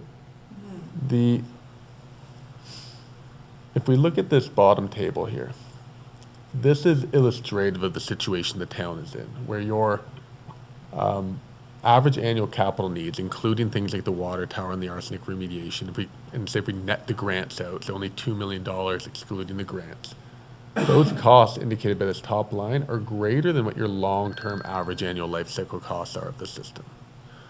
And so the rates that we've presented are to get you from where you are now in this blue line up to the average annual life cycle cost level. We're not trying to get up to the level that includes your actual capital needs over this 10-year period, because we don't need to be at that level over the longer term. If we were to do that, if we said, well, we're not going to do it all in 1 year, we're going to go up to here in 10 years, then what that's going to mean is that in the next 10-year period, those actual capital needs are not going to continue to be greater than your average life cycle needs by definition. They're going to drop below at some point. And that means you've gone up here, and then you're going to drop way back down to where your actual capital needs. And so there's still going to be this up and downward movement of your rates if you're to do a pay-as-you-go model. So we're funding at the average annual life cycle needs. That's the revenue that the rates are meant to generate. And then from that, that tells us how much revenue do we have after we've paid for our operating cost that's available to fund our actual capital needs. And because our actual capital is greater than what our rates are providing, we have to use debt. Right? And then in the future, as those actual capital needs come down, then you're going to pay off that debt, you're going to transfer money to reserves, and you'll get back to a more of an equilibrium. Sorry. Oh, sorry. Just, okay. I was going to ask the staff, Matt, or maybe Mike, this question. I thought with the arsenic remediation that we hadn't actually yet determined the methodology we were going to use. We were exploring that, but in this presentation, it says it's going to cost us $7.8 million. How do we know that if we haven't exactly figured out what method we're going to use to lower the arsenic levels? So, 2019, when we applied for the estimated cost of the arsenic removal, we maxed out our application, which was $5 million.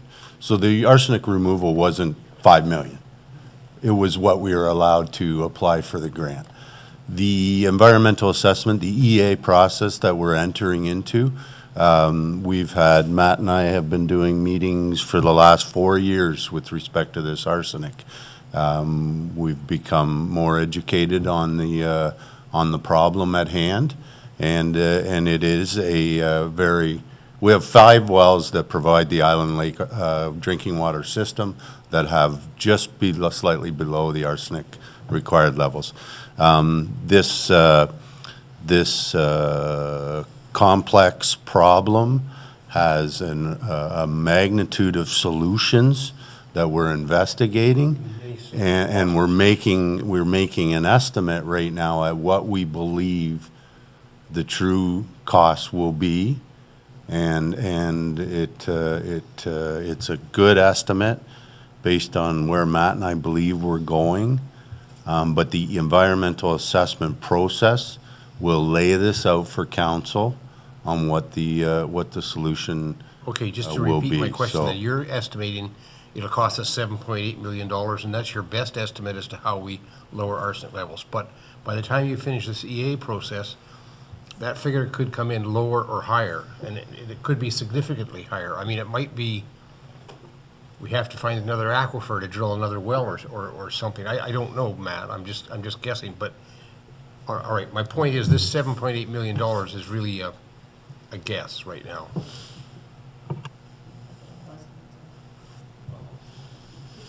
I'm not going to disagree with your statement. Linda, go ahead. Okay, so thank you very much for clarifying a lot of these things for us. So just clearly the arsenic, because the government changed we were all cool on how much arsenic there was in the water, and the government changed the level down, brought the level down. So now we're two. So that's something that was unforeseen.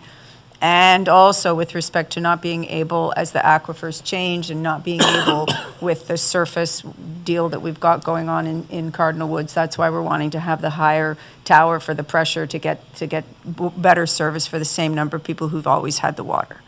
So they're unforeseen things, right? But here we are in this situation where they need to be dealt with. So just my question is, a $5 basic water bill is like, what's $5? Can't get anything for $5. Can't even get a coffee for $5.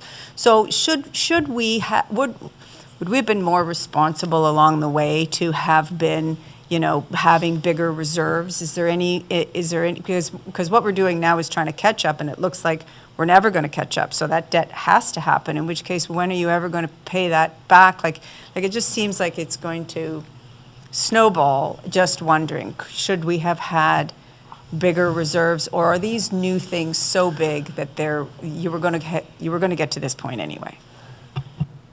In terms of the prior rates, although the base rate was fairly nominal at $5, they were set at the time 10 years ago with the intent of being full cost recovery. It was just the cost can be recovered from the dollar per cubic meter rate, not from the base rate. So it wasn't an issue of the rates were intentionally too low. They were meant to be full cost recovery rates. It was just the component of where you'd recover it from. And so the issue here is that these expenditures are, as you mentioned, unanticipated and far above what your average annual life cycle costs are. So that's what's placing the pressure on your funding sources and the requirement for debt. And then the rate increases, as I've mentioned, are really being driven by the updated assessment of what your true costs of your capital infrastructure are. So that's where the greatest change is between what your costs have been or anticipated to be 10 years ago versus what they are now, is a better understanding through your asset management plan processes around what the future costs are of this existing infrastructure, as well as other things like through the pandemic and so forth, operating costs have increased beyond prior inflationary assumptions as well. So there have been pressures on your costs above what the prior rate study 10 years ago would have assumed those increases to be. So I've got some questions for you. The statement that you're recommending the council provide recovery of all water costs through full cost recovery rates. Does that include the cost of debt financing? Yes. It does. So it's inclusive of that. Yes. So we're maintaining the principle that the users pay, and the rest of the town does not pay. So it's exclusive to the users, because there's a lot of misunderstanding out there as to how both water is funded and sewage in particular is funded, and the expectation that somehow the general taxpayer is picking up some or all of that tab, or should. And I think it's been argued that to do so would be unfair if the principle is the user pays. Just going back to the chart on page 14, which shows our current rate relative to neighboring and some not neighboring municipalities. Is this the current year? Yes. And then there's an indication of mono proposed, but there's no proposed equivalent for any of those other municipalities. So when I'm asked, well, what's Orangeville paying, or what will they be paying if they go ahead, and I understand that they're looking at quite a significant increase as well, I've got to be able to compare apples with apples, oranges with oranges. Mm-hmm. Can we get data as best as is available as to what other municipalities' rates are going up to? Yeah, yes, we can. And so just to clarify, the proposed rate is the mid-year 2025 rate, so it's being compared to the other 2025 rates that are currently in place. The increases in these other municipalities are generally between, depending on the municipality, between 1% and 7% per year. As I mentioned, some of them are in the process of going through updates now or in the next year or so. Orangeville is a municipality that's just recently completed theirs, so their rate forecast is fairly fresh. And they're at 7% per year, average annual increases over their next 10-year period. And I see one municipality that currently the rate is less than Mono, but I know for a fact that their arsenic problem is greater than Mono. So presumably they will be going through quite an adjustment.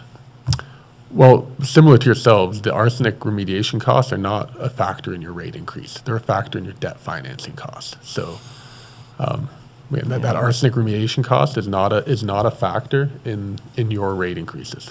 Yeah, but we wouldn't be taking out the debt if we didn't have the the problem. That's correct. And the debt financing is a component of our rate. Right, but if it wasn't debt financing, that would be backfilled with transfers to reserves. We're saying you need to have that money going towards capital-related purposes, whether it's a transfer to reserve or a payment for debt. My last question. You've restructured the volumetric rate increases from used to be up to 300 cubic meters a year. Now it's only up to 275 cubic meters a year for the first rate schedule. I'm going on memory, but the last time I ever looked at actual usage, I'm not sure there's very many. Are there many houses that are over 275 cubic meters of water a year? Oh, did they give the average? Okay. Yeah, the current average is 262. And so, yeah, the majority would be below that revised threshold. All right. I guess that's all I need to know. Thanks. So to clarify on the volumetric issue, we are still maintaining the principle that we introduced 30 years ago, and that is the more water you use by volume, the more you pay. That's correct. And we were one of 5% of Canadian municipalities that introduced that concept back in the late 90s. So we're still maintaining that. Yes, that's correct. Okay. And I was on council then, and I was a big proponent of it.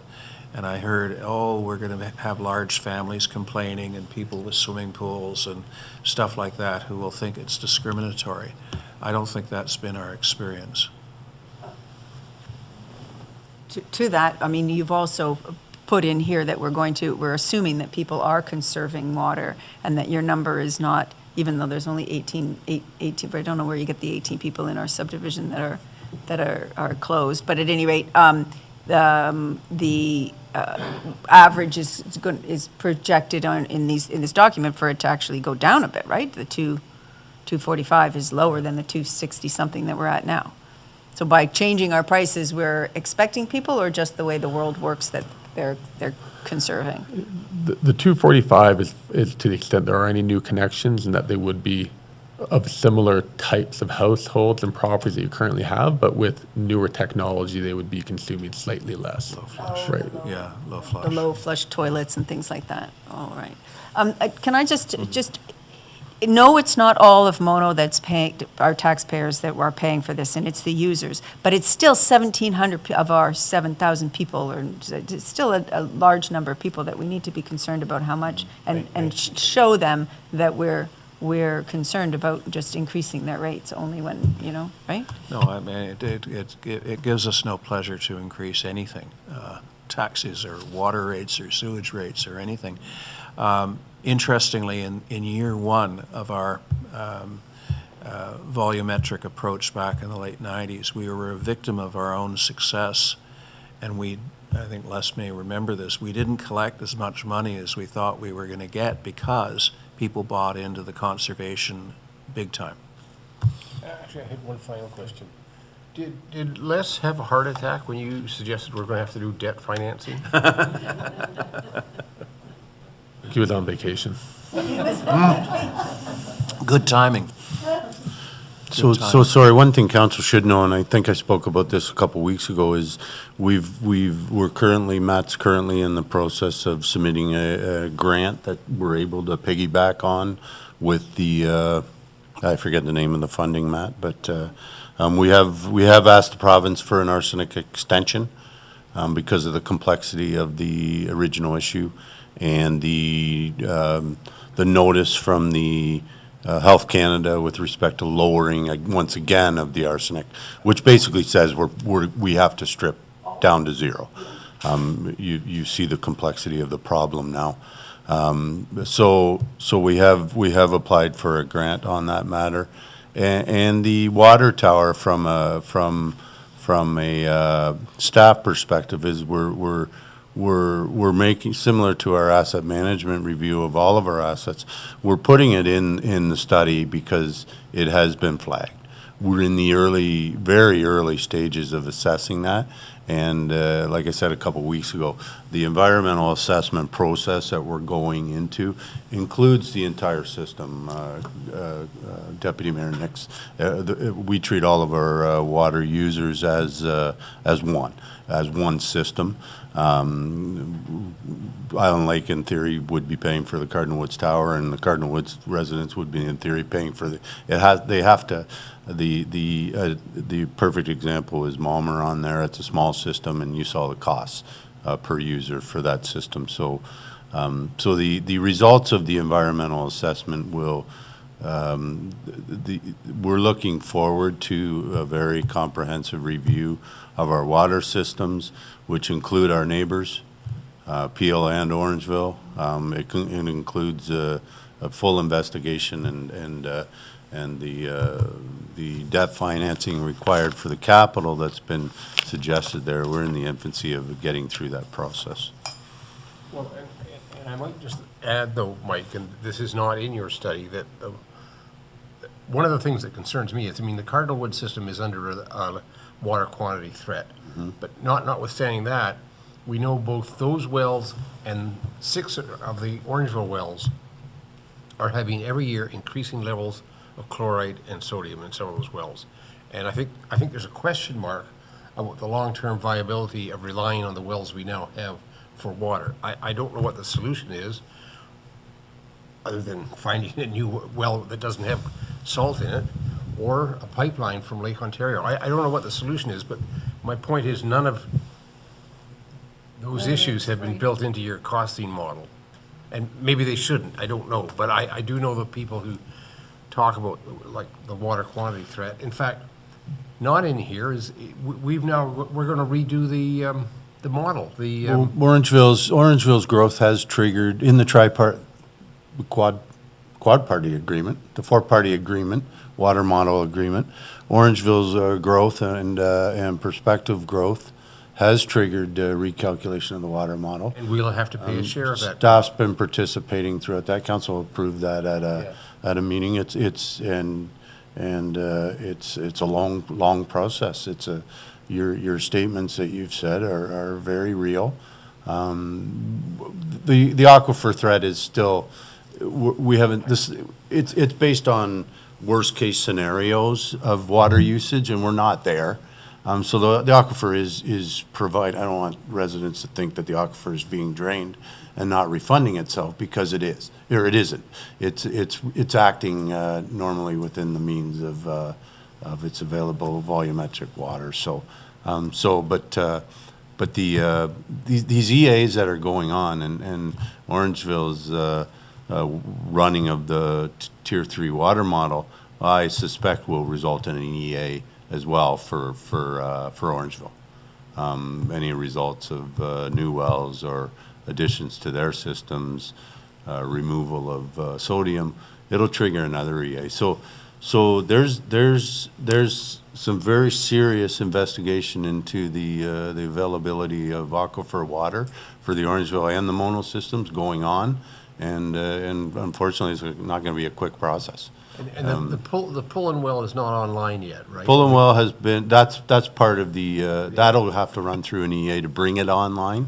But it has been pumped significantly and I believe the Pullen deal with Amaranth has been completed, agreed upon. And in order for the Orangeville to bring that Pullen well online, that'll require an EA. And good news is it didn't show any aquifer effects to the Cardinal Woods drinking water system during the enhanced pumping. So it seems to be a viable source for addition. It is in the same aquifer as the Cardinal Woods wells. Right, and we didn't see any drawdowns in our well when they pumped it at the suspected what they expect to pump it at, and we didn't see any drawdown effects. Same aquifer, different vein. With respect to geological abilities, so yeah, we're embarking on a major thing here, and I believe council's going to see this all come to fruition over the next 10 years.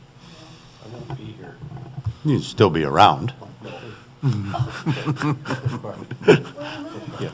Ralph, and then we'll wrap it up. Just a quick question, Mike, just to help my memory. The Island Lake system is on a different aquifer, I think, one that's coming up from the south, I think. Correct. The name of the aquifer escapes me for Island Lake, but I know Cardinal Woods is on the Annabelle aquifer. Yeah. Well, Annabelle Aquifer. Yeah. Okay, thank you very much for the presentation and the hard work. You're welcome. It's very revealing. Thank you. So I'm mindful of the request for a break at 11, but Fred? 2 resolutions, Your Worship, to finish this section Yes, off. okay. I have a motion that council approves the 2025 water financial plan prepared by Watson and Associates Economists Limited, dated May 22nd, 2025. Do I have a mover for that? Councillor Davey moves, seconded by Councillor Manktelow. Any opposition? Seeing none, that's carried. Second related motion is that council directs staff to prepare an updated water bylaw in accordance with the 2025 water financial plan prepared by Watson and Associates Economists, limited dated May 22nd, 2025. Councillor Capes, seconded by Deputy Mayor Nix. Any opposition? And that motion is carried. I'm reluctant to get into the noise thing. We thought we'd have a break at 11 and then we'd launch into the noise. So can we go to unfinished business? Bylaws, correspondence, equity and diversity and inclusion. Well, what's the wish of council? Well, I mean, according to the agenda, unfinished business is next. Okay, unfinished business, it's the list. Yeah. Any comments on the list? I knew that would be the outcome, so okay. And arguably noise bylaw is next, but that's going to be a significant discussion. So why don't we, if we can, jump to the DEI resolution of advice, days of significance. I have a question on that one. Yeah. Who would like to, Mike, do you have any preamble to that? Yeah, I don't mind unless Councillor Capes wants to speak to it. That's up to her. Do you want me to take it? Yeah. So the committee discussed a more prominent visual of the days of significance with respect to the Government of Canada and important and commemorative days calendar. So they'd like that to be more prominent on our website. And we already have the days of, we have a couple calendars on our DEI webpage that basically outline what's happening in the coming months and what's important. And I'm sure that the Pride Month would have been there and things like that. But the committee's just asking for a more prominent location, and the clerk and I worked on a resolution that council has in front of them now. Okay. That would give Andrew some latitude. I know the committee had went directly for the scroll, but council may eat up that scroll one month, but Andrew does have some latitude because he may want to push 2 or 3 months of important dates. It gives Andrew some latitude with the resolution that's in front of council today. I would have a problem if this took up space on the scroll, because the scroll should be reserved for big things that come and go and messages that we're trying to put out to the public. And if we put something up permanently on the scroll, there should be a good reason for doing so. And the scroll options are usually fairly limited. I mean, we usually have three to 7 items go on the scroll. I'm all in favor of a prominent spot on our website, but not necessarily the scroll. Ralph? But, Your Honor, I think that the scroll comes and goes as well. So we can put it up for a time-limited period. Maybe it's for 2 weeks before the event, then it comes off after the event.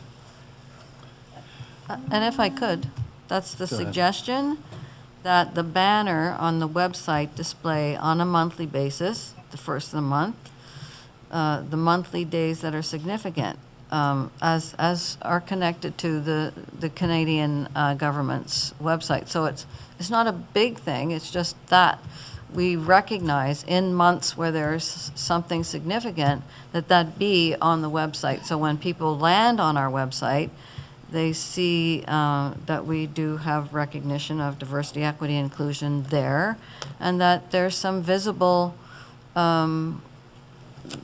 messaging. Yeah. Just to clarify, on our scroll for the longest period of time was a message about hunting season. And that was very important during our principal hunting season. But then hunting season, for all intent and purposes, was over, or at least the significant hunting season was over, and yet that message was up there for quite some time. I think we've got to get more strategic about the use of the scroll. Let me read the motion, and we can debate further and potentially pass it. That we receive the Diversity, Equity, and Inclusion Committee's resolution of advice, and that staff implement the advice to post to the town's website in a conspicuous manner the days of significance as contained in the Government of Canada Important and Commemorative Days calendar in a timely manner. You'd like to move that? Yes. Elaine Capes moves, seconded by Councillor Manktelow. Any further comments? Yeah. Yeah, I need some help. I went online and looked at the Canadian government website of significant days, and is this what we're, several hundred of them, like there's. No, but we're month by month. Yeah, well, I have 8 or 9 in January alone. Is this the list you're looking at? We're going to give people the link to go there Of all of these days? and put those dates there. The links, that, I don't know what you're looking at, but the link to the Government of Canada Important and Commemorative Days calendar is on our DEI page right now. Oh, Right, I'm and looking at Canada/heritage/services/important-commemorative-days HTML. That's the list here? My goodness, okay. So there wasn't meant to be any action other than posting. I think you have a page with multiple months, and the whole thought was for Andrew and to give him some artistic, he can do whatever he wants, but the whole thought was to cut and paste that month on May 30th. Well, be mindful that the county has gone through a recent similar debate and has settled on recommendations of the school board. So that may be an even more refined list worthy of investigation. Yeah. I think that it's great that we have a committee that is trying to hear from everybody, and that we have like proclamations like we did today and things. The Town of Mono website is so deep with information for our residents. Nobody can find anything on it. Anytime I talk to anybody, they get overwhelmed when they go to the website, and their life is short. They got other things to do. So then they don't know what's going on. So the whole point, I think, of the banner is to make things as that when you do log on to the website, it's a flash that's there. I think this one seems not to be like the website that I have for my little bike club. It automatically scrolls through. Here it looks like there's a big arrow and you're obligated to go to get the next one. So the first one's the chicken bylaw, the next one's the firearms. It does. And now it seems to be scrolling. So I guess it was just my computer frozen at the time. Anyway, so I think to be adding more stuff it's good information that I think people want to know. But I have to agree with the mayor that I really think that and to give Mr. Dahmer the license to make our website be as user friendly as possible and adding things is great. But to add one more thing on there that is actually. It's important, but it's not pertinent to the reason of why I, as a resident, am going to my Town of Mono website to look at things. This kind of information you can get in lots and lots of places. I think our Town of Mono website should be for the things that are happening right in the Town of Mono that that we're only doing, as opposed to something that all sorts of other. And if we already know now that the County of Dufferin's got something going on too with it as a as a request, and they've acquiesced to it, I think, but I would not want to be adding anything more than saying that we have this page for the DEI, and so that's where everything should all be, and to direct people to that place. And you can even have a scroll on a page of a page, right? Like, there's all sorts of ways to do things on the website that I don't know about right when you come into the town of Mono, whether it needs to be more information. Fred, do you have any thoughts for us? Or you're hoping I wouldn't call on you? So, no, I see both sides of it. There is a lot of content on our information, and where is the best place to put it? I would like to leave to the expertise of our content specialist. But here's my problem, and that is by passing this, and I will vote for it. By passing this, we're sending a message to our content specialists, do something. And he could interpret that in a range from do something better than what we have to putting it on the scroll bar and everything in between. Mm-hmm. So I don't want him to get from my perspective, the wrong impression that this is a huge priority and that it should take up valuable real estate on the scroll bar. Well, I think council can rest assured that staff will find a reasonable, conspicuous place, which may meet some members of council's expectations, but not others. It'll be a compromise. And I think you can rely on staff to find a reasonable compromise. And if we disagree with it, we'll let you know. That's what I'm here for. I am your humble and obedient servant. Okay. I think, any further debate about the motion is read? This still doesn't scroll, anyway. Any opposed to the motion? All in favor? Thank you. It's passes. Okay. And that brings us to 11 o'clock, and we're going to have a brief recess to watch the King.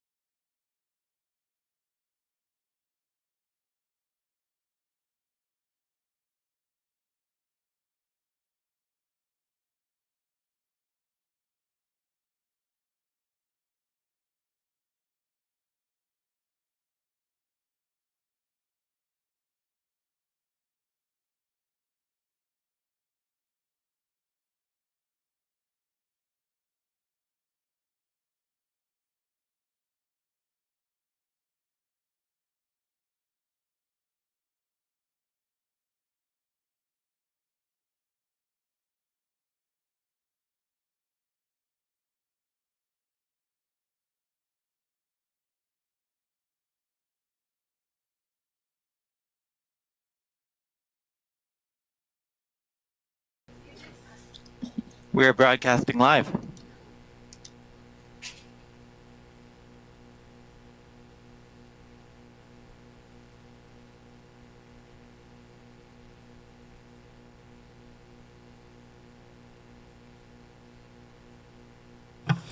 Andrew, we're going to go back into recess, please, and put the live stream from CBC back on.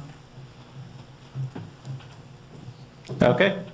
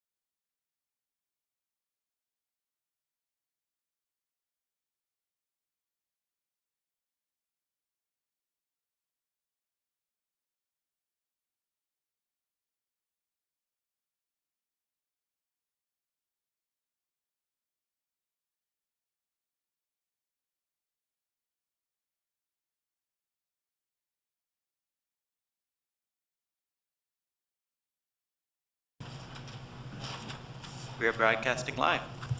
Thank you. And returning to our agenda, the next item is the consideration of the noise bylaw, potentially second reading. I'm in council's hands as to how we proceed, but my suggestion is that I think we've each had an opportunity to digest the proposed bylaw, the results of the survey, as well as comments that we've received from the public. I've got some fairly strong ideas, but I'm going to defer to my colleagues, and maybe if we can have 2 or 3 minutes from each of us, we can see whether we're all on the same page or whether we're not all on the same page. Who would like to go first? Go ahead, Fred. Noise bylaw. I've got a headache. I like the report you've given us, Mr. Simpson. However, there's still something bothering me, and I need some maybe corrections from you because my memory's not good. The thing that impresses me is the complexity of this bylaw, particularly with Schedule B. And then when I look, and I think it was the mayor that asked you the number of complaints we've had over the last X number of years. You know, we have this enormous, complicated bylaw to regulate something that we actually, except in a few instances, get very few complaints about.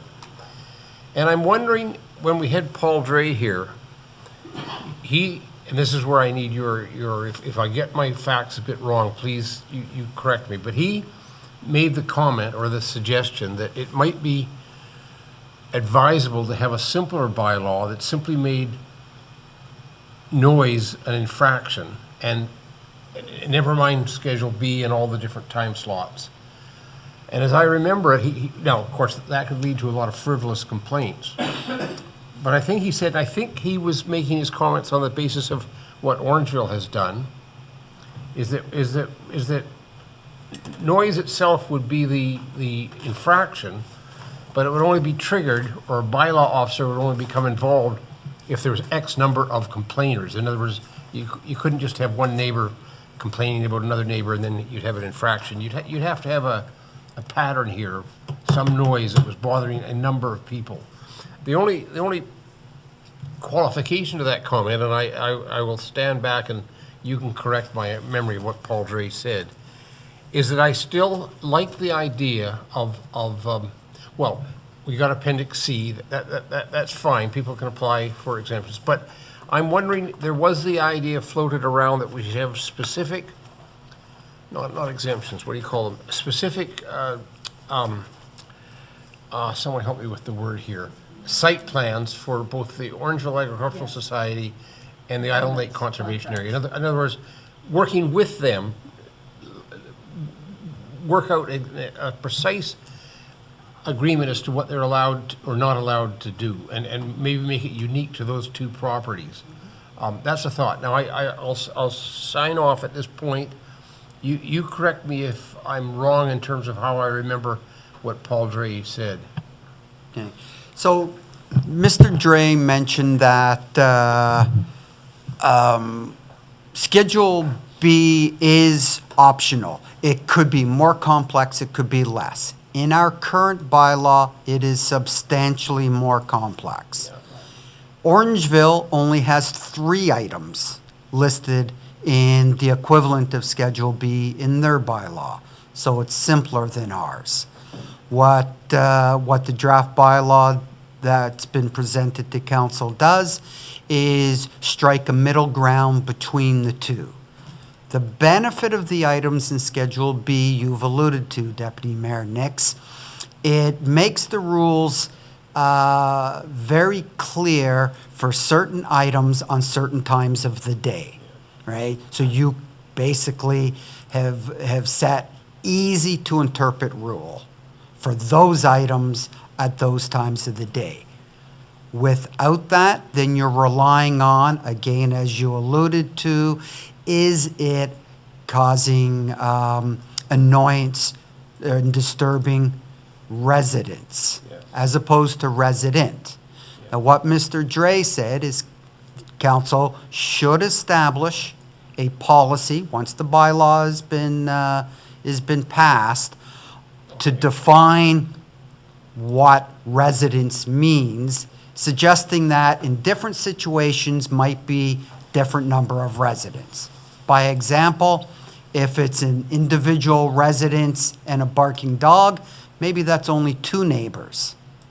If it's a larger event, maybe that's potentially disturbing not just 1 or 2 neighbors, but a community, maybe that's 3 or 4. He didn't state how many. That's for council to determine later in the form of a policy. Did I cover each point off? I think you did, and thank you for that. I'm still, are you, I mean, you're still recommending that we keep this draft bylaw with Appendix B as it's written, are you? You're making that recommendation to us? I'm saying council, in my opinion, council has 2 paths they can pursue.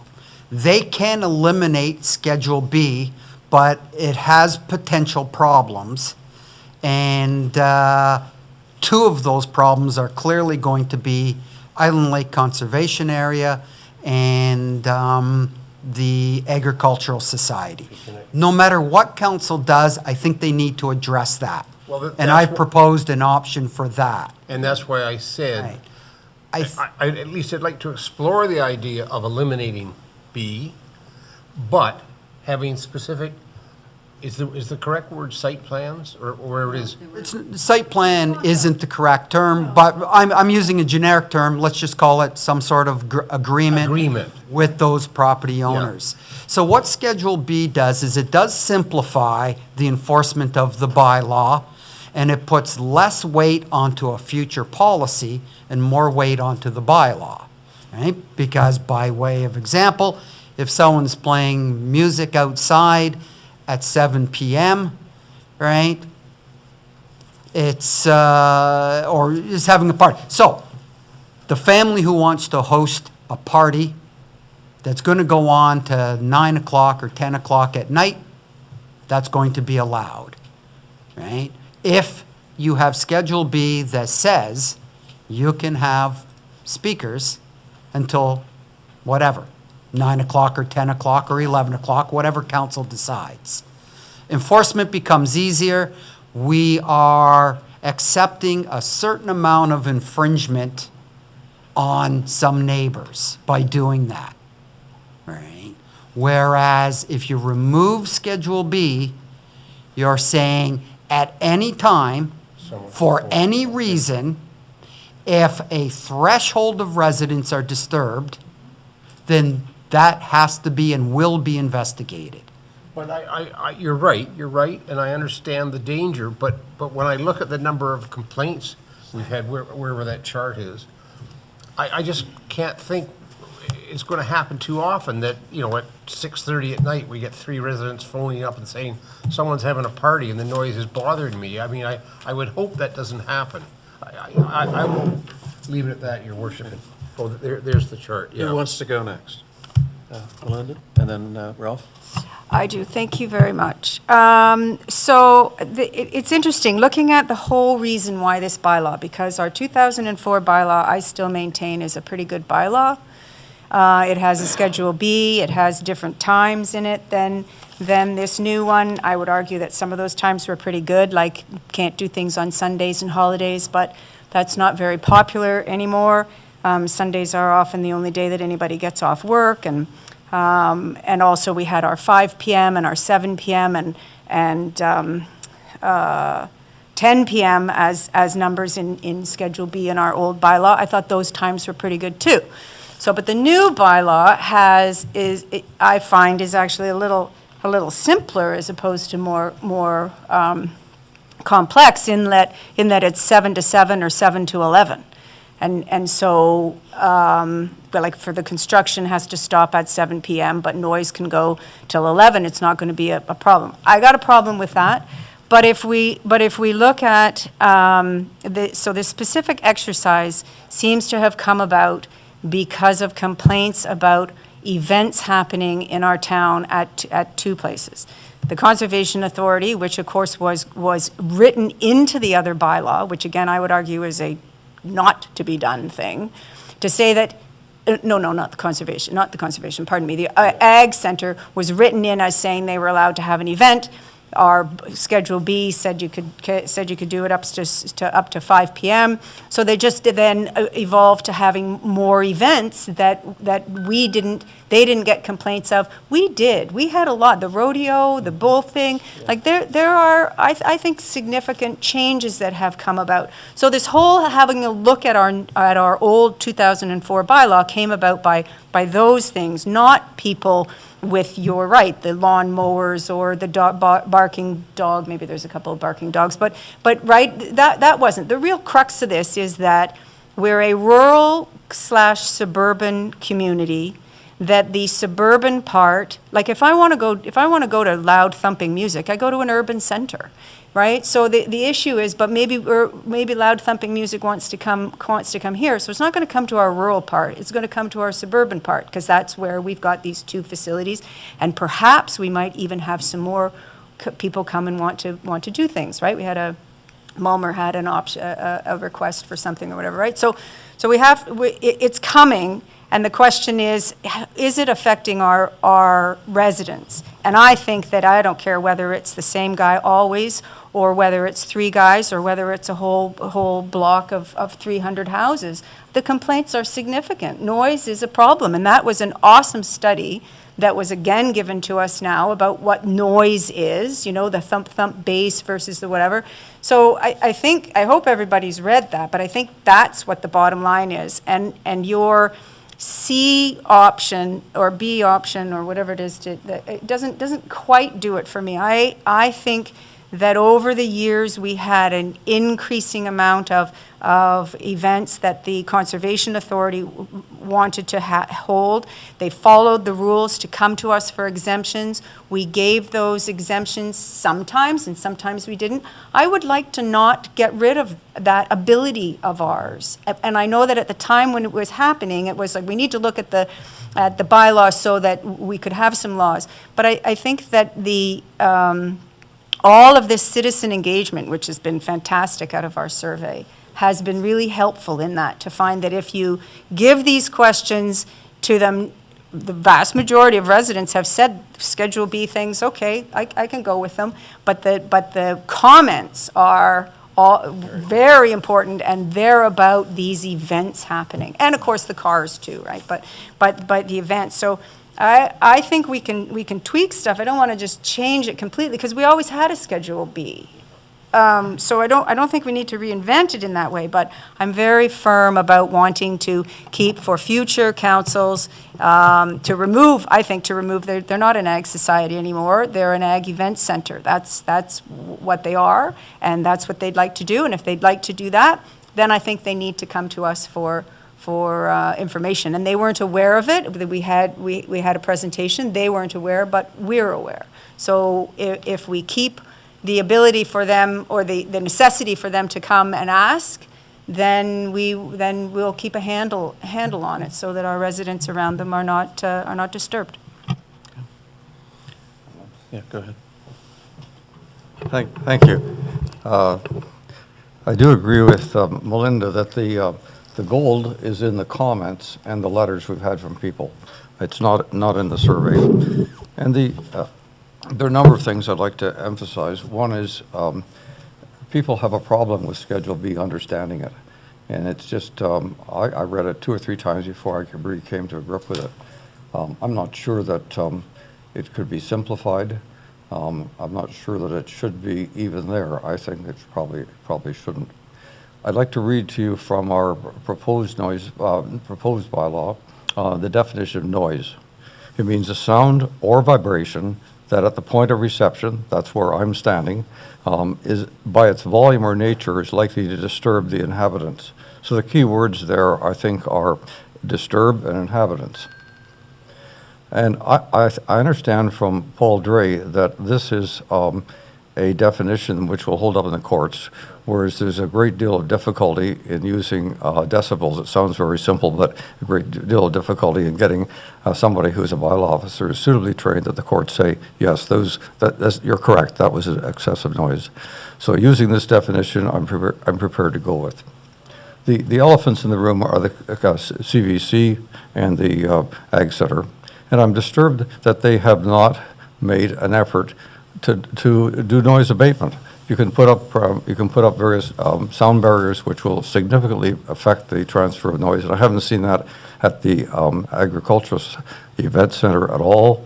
To some extent, it's happened at the band shell because they put a backing on the band shell, which I suspect will deflect sound towards the trees to the south, which is good. I don't see why if noise is something that disturbs you, I don't see why we should be allowing people to disturb you. I think that noise, that we should be controlling noise in this municipality. There are some situations where maybe it should be allowed, questionably, whether the Orangeville Fair, et cetera, but should we be having a circus, which is coming up in June, and it's going to drive people nuts. Around us, there are many municipalities who have decided that noise will not be allowed at any time, 24/7. And I'm in favor of looking at that as a solution here. And that I like the idea that you've suggested, Melinda, that they continue to come to us and ask for permission. But I think that with noise abatement programs and controlling the type of activities they have, both of these centers could have many more events. They just need to modify the noise there. Second, the final thing is the fees. People have many said the fees are ridiculous. I think that there's a problem with putting a ceiling on the fee of $50,000 the first time. To me, it's kind of meaningless, with due respect, Fred. I think that that leaves us with somebody trying to decide whether it's $50 or $50,000, and that's not a fair process. Thank you. Just before I recognize Elaine, Fred, can you clarify the fine levels? Is that straight out of the Municipal Act?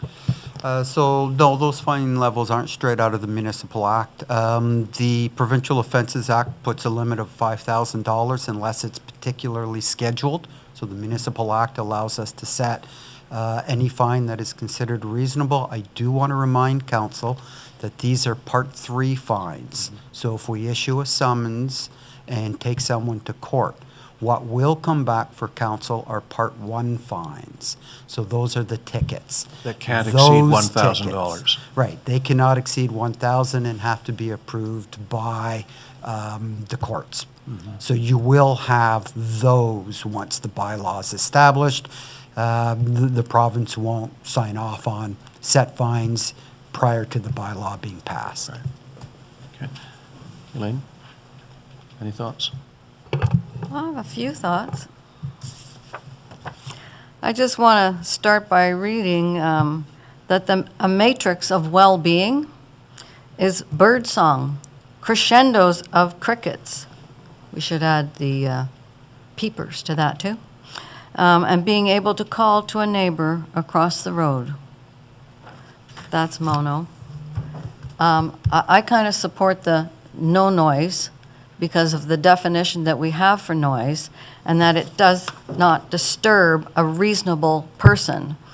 I don't know why we can't be good neighbors, and we have to involve lengthy bylaws, but obviously there's a need. So if it's likely to disturb a reasonable person, and it's noise, and that's an objective standard, then I agree with that.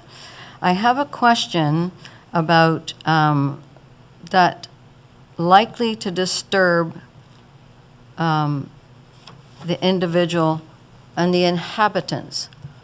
Inhabitants is not defined in the definition list, and there are people with cattle ranches, horse ranches, sheep ranches, pig ranches, chicken ranches.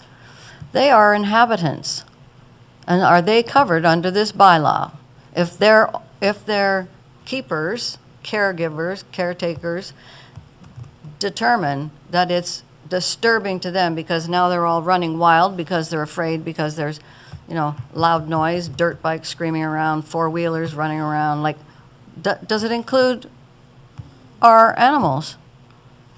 So the short answer is the province's explanation of municipal bylaws, and I've included some of that in my report, specifically says that municipal bylaws are to address nuisance noise to the residents of households. And that, it refers to people. Long and short of it is, noise bylaws are not intended, in the province's view, to address harms to the environment. That has to be or should be done through other bylaws that council can address. Yeah. No, but it said fauna. It didn't talk about specifics that I mentioned. But Fauna was my word. Right. Fauna was my use. I see that. And so then I would like to entertain that we introduce something that deals with that at some point. So I guess I'm going to have to come back with a notice of motion to deal with fauna. Let's get an amended bylaw first, yeah, and then we can look at No, I'm additions just to it. making that statement. Yeah. So I would be A-okay with getting rid of Schedule B, but if it makes it easier for enforcement, then I'm okay with it being there. However, in the prohibitions by time, column A, it says selling or advertising by shouting or outcry or amplified sound. I would take that out and say never. We don't want that going on here. Well, I that would goes take back that to the out. 1950s sound trucks, I think. Well, not only that, people used to go up and down the streets ringing the bell to sharpen your knives and all, like, that used to happen. Well, we don't do that anymore. Well, it would apply to an ice cream truck. Oh, ice right? cream trucks. It would apply to a business that had a speaker on the outside of the business, right, playing music, right, if it was a complaint. I completely agree. It is somewhat archaic, and there's no problem with removing or making any changes to Schedule B that council deems appropriate, but that was the reasoning behind that section. Okay. It Well, you applies can't to do that with the ice businesses cream trucks. in That's not any good. manner that are using noise or sound to promote their business. Right, okay, I see, all right. And then, things that are ambiguous are the whole loading, unloading, delivering. It's not specific to the size of the vehicle, so I think that's problematic. And also, I wondered, when we talk about construction equipment, when it's prohibited, Saturday and Sunday and statutory holidays, what if it's a case of emergency in somebody's home and they need heavy equipment to fix something that just blew up? Like that, it's my turn. Thank you. You can have a rebuttal. I'm happy with that. I listened to you patiently. And I can simplify this very dramatically, actually. Well, okay. The other thing is, too, I know you just explained the fines. However, I think they're a little bit steep, and I have Section 12 of the Canadian Charter of Rights and Freedoms may present this as a sentence that is grossly disproportionate to the crime committed, which is making noise. And also, how do these fines compare to those of other municipalities, I wonder? And it does say municipal fines in Canada must align with the Canadian Charter of Rights and Freedoms. But I heard what you said about the province, but still, Part 3, I think maybe we could phrase that in terms of there is a set fine and then a recovery of all fees to prosecute. So those are a couple of things. I'm not finished. Okay, we are going to break at 12:15, so be mindful of that for Okay, lunch. all right, I'll be very quick. And I haven't had a chance of chiming in yet. All right, so I'll leave it there. And I would, like others have said, I would entertain entering into specific agreements for what can happen at certain sites. I think that's legitimate. And just to defend the OAS, they did take noise abatement measures and planted a number of trees. I do know that. But also the thing that is a concern to our general public is that it seems that these organizations are unaware of the complaints that they're receiving. And so anything that comes about with this bylaw, I guess in the policy, needs to be a statement about when there is a complaint made, there is a copy that's issued to the person who's being complained about, so that the OAS gets a copy of every complaint that's made about them, and that the CVC gets a copy of every complaint that's made about them, so that they know and they can't say, we didn't hear anything. I think that'll do for me. So thank you, Fred, for the work on this and the aggravation that it has undoubtedly caused, to the extent that you have all these competing interests and tugging and pulling and so forth. I've heard several members of council talk about no noise being the ideal, and it strikes me that the simplest way of achieving that is to remove Schedule B altogether. That leaves you with a bylaw that still has a provision for the Ag Society and CVC to make exemption requests. So that's still found within your draft bylaw. Your draft bylaw addresses the definitional issues. Ralph referred to the definition of noise. He addressed the issue of point of reception, the fact that these definitions are more likely to result in a finding by a court than what we had before. So to those who say, why are you tinkering with a perfectly good bylaw, I would argue that the old bylaw was not perfectly good, never resulted in any convictions that I'm aware of. So we did actually have to revisit the issue, and in doing so, we reached out to the public. But in reaching out to the public, I think we presented a series of scenarios that on the face of it look quite reasonable in terms of when you can run a lawnmower and when you can have construction noise and so forth.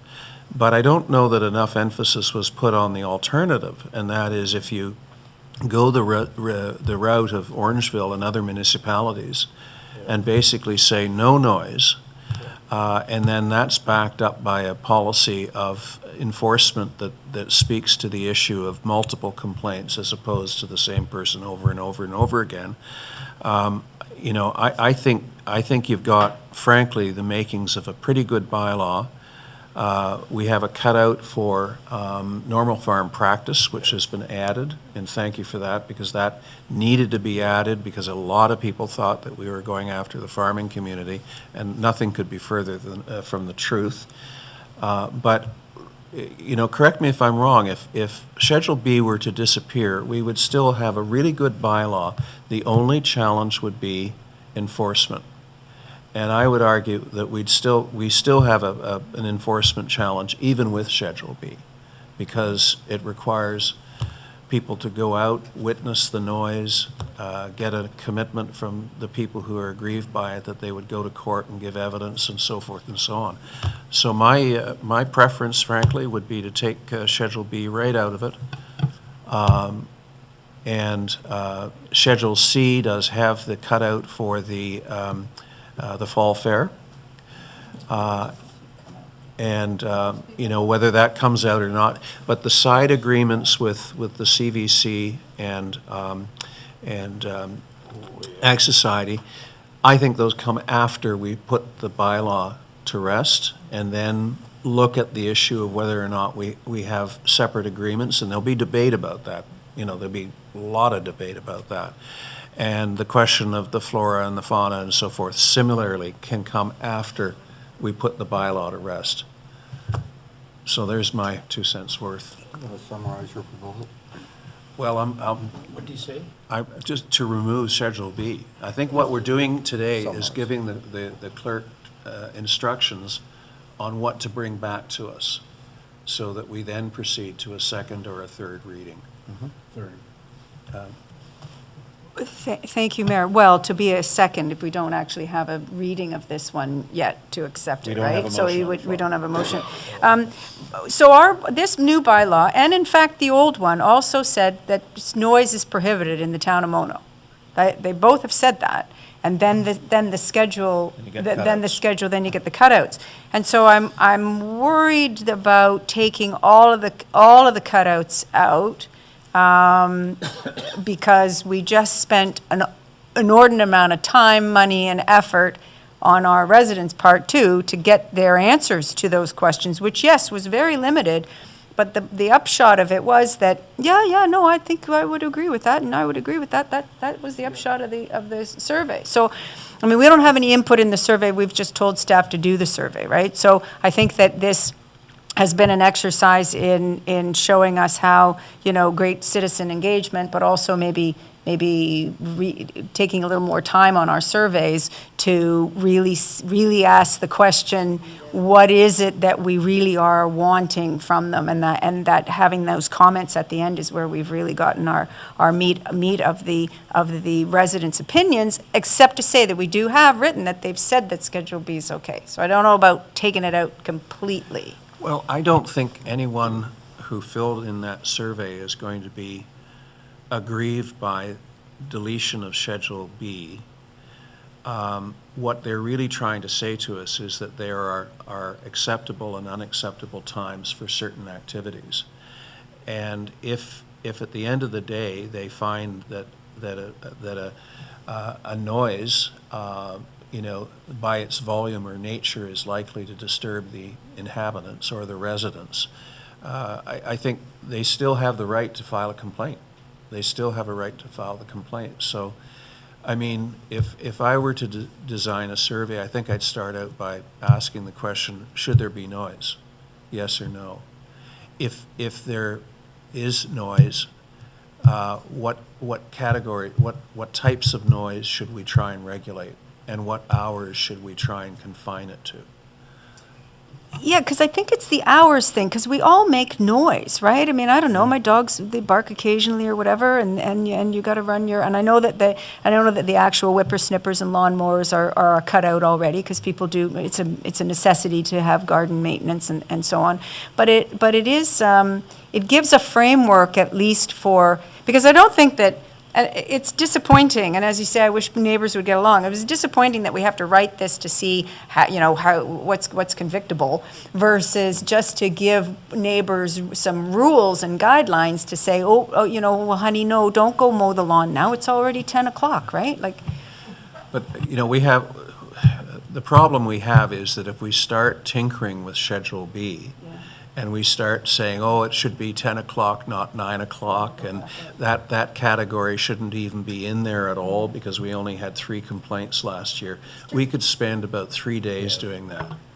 So it almost strikes me as to be more efficient that we take out Schedule B, and if somebody feels really strongly that we've taken something out that ought to be in there, next scheduled discussion of the noise bylaw, we can then readdress it. But I think to tinker with Schedule B is folly. I'd also suggest that Schedule B is problematic for 2 other reasons. Nobody's going to look this up and see if what their time limit is.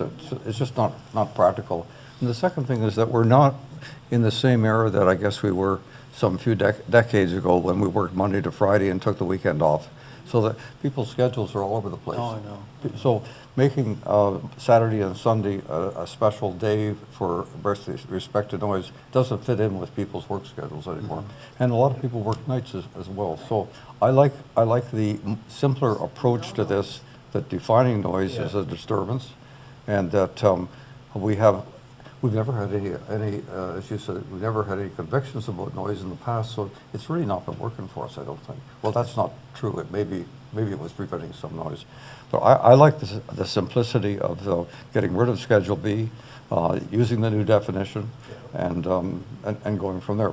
The Ag Center and the Credit Valley Conservation are two special issues, and it's about them that most of the problems are. Yeah, you're right. And if they feel aggrieved by a no-noise bylaw, they have the opportunity to come to us and say, you're being incredibly unfair, that the circus, with gravity-defying aerial acts, mind-blowing juggling, death-defying motorbike daredevils, hilarious clowns, and stunning acrobatics, we're picking on them. Well, when they were here, they actually agreed to a no-noise regime.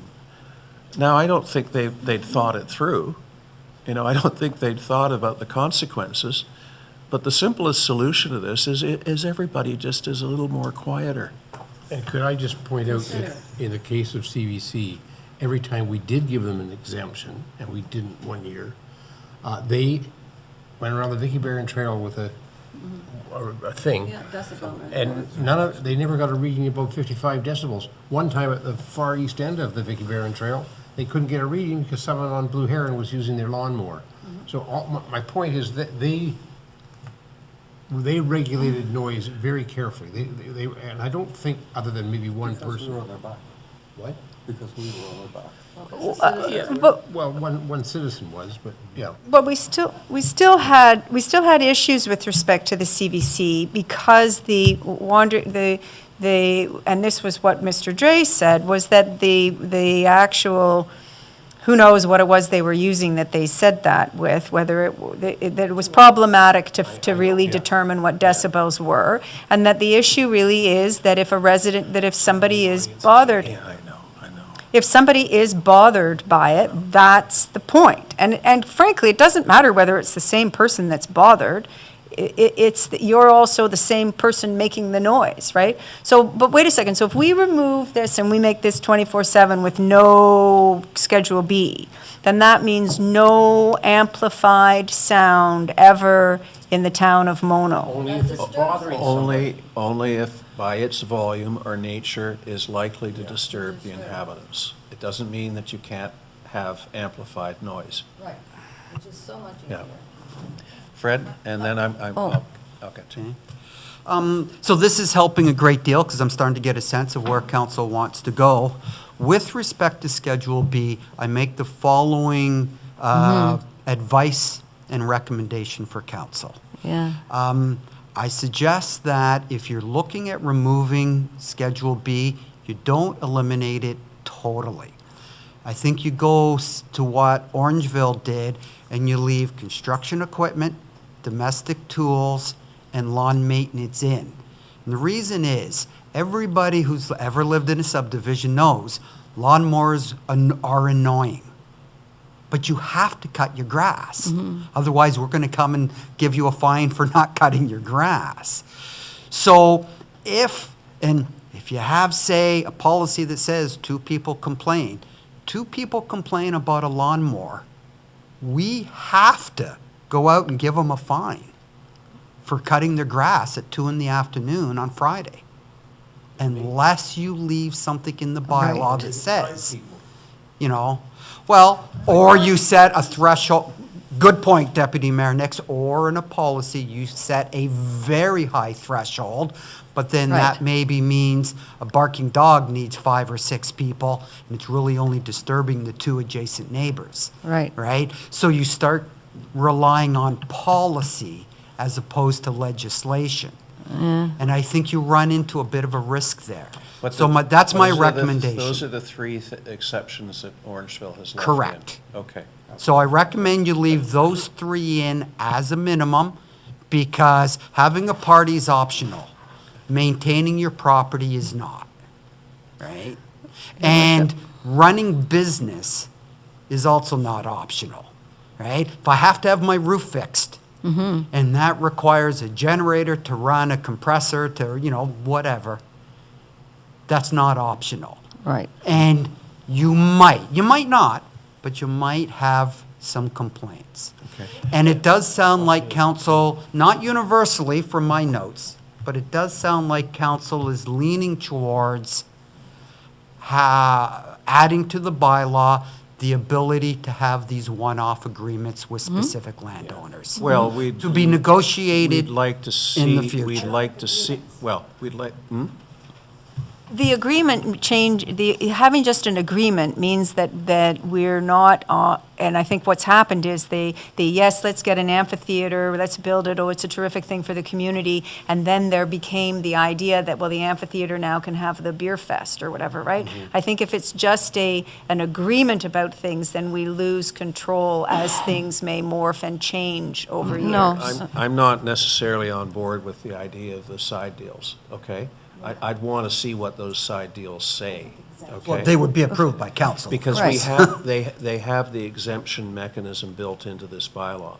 So to my mind, that takes care of the argument for a side deal. Madam, this was not set up for audience participation. I want to clarify, the circus is not booked. Mr. Simpson and I talked to Benjamin Circus. How many times have you talked to Circus? Okay. Many times.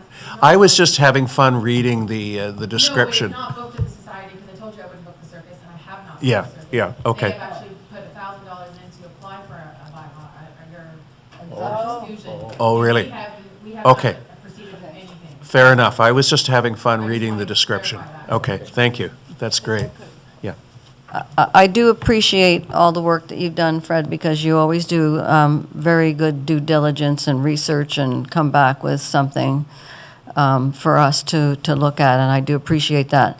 I know we added normal farming practice, but I do want to remind us that it should be maybe qualified as normal farming practice in Mono, because we did have a situation with the Adamo Winery when they wanted to use bird bangers, and there was a whole citizen uproar, and they took it to the Normal Farming Practices Board, and it was not a normal farming practice in Mono. It might be a normal farming practice in Niagara-on-the-Lake, but they were banned from using bird bangers. So I don't know if we need to qualify that. Can I make a suggestion? Yeah, but, yes, please. Okay. We're just a little past 12:15 now. Can we leave it at this, that Fred's heard the debate, the discussion. I think you have a pretty good sense of where we're heading with this in terms of Schedule B. It's either out altogether or it's out with very, very, very few extremely well justified exceptions. And I think the Orangeville exceptions, I think you can make a case for that. I'm contradicting myself here, but can you come back with something? Well, ideally, in a perfect world, there would be very clear direction for the next reading. However, if I can interpret this as, based on what I've heard, combined with the recommendation on Schedule B, I will bring back a bylaw that only has those 3 items in Schedule B, which is the same as Orangeville's, right? Remove the other items from Schedule B for your future consideration, whether that's what you pass, and add to the bylaw a section that allows the town to enter into these site-specific agreements that must be approved by council, where the terms and conditions of the agreement establish rules pertaining to the holding of events with noise for the term of the agreement. But we won't define that term, whether that's 1 year, 5 years, that's up for council. Nor define with whom those agreements might be, Just the- right? That these agreements That it's can just a occur. theoretical, because you could Right. have somebody new coming along doing something within the next 10 years that's. Correct. The bylaw won't schedule who these agreements are. That's up to council to give staff direction to go out and negotiate those and bring them back for approval. And as I said earlier, I think my position is that we have the exception or the exemption already built in, and that should serve us well. Whether we have the side arrangements is a different story, but if you craft wording that says that that is a theoretical possibility, subject to the approval of council. Well, I think the concern of both the Ag Society and the, and explicitly stated by Island Lake Conservation, was that they need more than a 60 and 90-day window in order to book their facility. So that, I've proposed this to satisfy that requirement, that they know the rules for several years or for 12 months, whatever council agrees on, so that they can book in advance and get out of this coming for each individual event. So that's the goal, if council is going down that road. Last time they came for multiple events and multiple years. Well, for the last. And the answer was no. They haven't come for the last couple of years because council turned down some of the previous ones. Yes, they did. Yeah. No, they came and come gave a with the delegation. 3-day Council Okay, hasn't okay. approved anything. Council hasn't issued a permit to CVC for 3 years. I thought there was one application where they wanted a 2-year window. They asked. Yeah, we didn't. Council hasn't given That's them true. that. Yeah, that's true. Because we kept Right? saying that the That was noise part of their bylaws idea. being- So that was their offer. So- So Go ahead. those are the two things that I would bring back to the bylaw. Council can either nod their head or pass a motion stating that they've given second reading with those two things to be done to the bylaw. It's just not our day. Can I ask one more clarification thing? The one that's confusing, I get the loudspeaker, ice cream truck, and I get the music, and the loading of the truck thing, the loading and unloading. Is there some way that in the making it as part of, deliveries or construction deliveries, like it's not just your UPS guy. It was something that wasn't quite clear. But How I many complaints did we have on that? That's going to be obliterated. Is it- Well, I know that, but what I'm saying is that that might be a problem. I don't see it as an issue to date. How many complaints have we had about that? Zero. None. Yes, but we're not making the bylaw just for today. We're making the bylaw Then to we might go as for well the go back to future. all the elements. No, of so, the- no, my the question was, SDFB. is that can that loading and unloading be within, when you said that there are you want to have a few things in Schedule B because businesses have to make noise?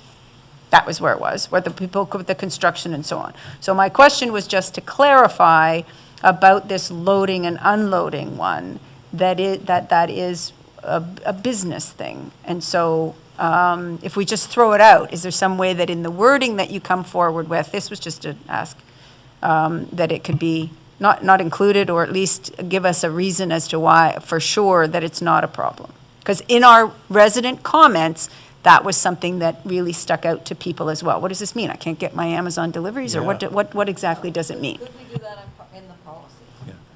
Let's yeah.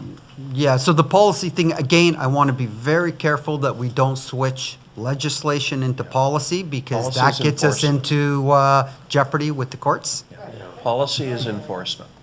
So Fred, how about coming back with something that reflects the Orangeville bylaw? Because we know that Paul wrote that up too. I mean, that's his creation. And your wording about a hypothetical arrangement over and above asking for one-off exceptions. Right. Is that, Yep. is everybody happy with that? Okay. So that's clear direction. Is council willing then to give this bylaw second reading? No. We're just nodding. Well, second reading means that you've given me direction to bring back another bylaw. Does it? We'll- But, okay, we'll bring back the bylaw for a second reading and then review those and then potentially third That reading. makes more sense. Okay. That's the better way. Thank you. Understood. We adjourn for, Be further opportunity for input from the gallery on the Uh, next meeting regarding. yeah, certainly from the standpoint of we will have a redone bylaw, And we can certainly have people at question period maybe raise it. I think that might be the best way of doing it. But we've been through the meetings where we've heard from delegations and the survey and all that stuff. But in question period, I think we can certainly entertain a few questions about the new bylaw. How's that? Okay, thank you very much. We're going to adjourn for lunch now. And we will be, we'll be in camera, let them know. At 1 o'clock.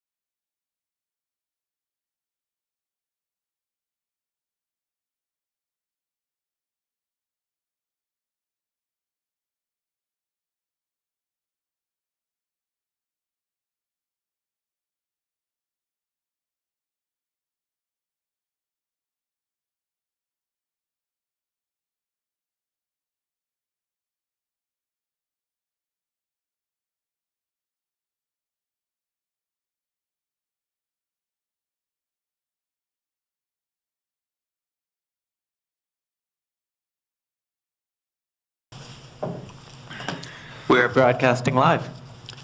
Thank you, everyone. I have a motion that council move into a closed session, a closed meeting pursuant to Section 239 of the Municipal Act 2001 as amended at 1 minute past 1 p.m. for full throttle auto, pardon me, Section 239, subsection 2, subsection F, advice that is subject to solicitor-client privilege, including communications necessary for that purpose. Second item, line 2, developments, OLT appeal, Section 239, subsection 2, subsection E, litigation or potential litigation, including matters before administrative tribunals affecting the municipality or local board. Do I have a mover for that? The Deputy Mayor moves, Councillor Manktelow seconds. Any opposed? Motion carries, and we'll go in camera.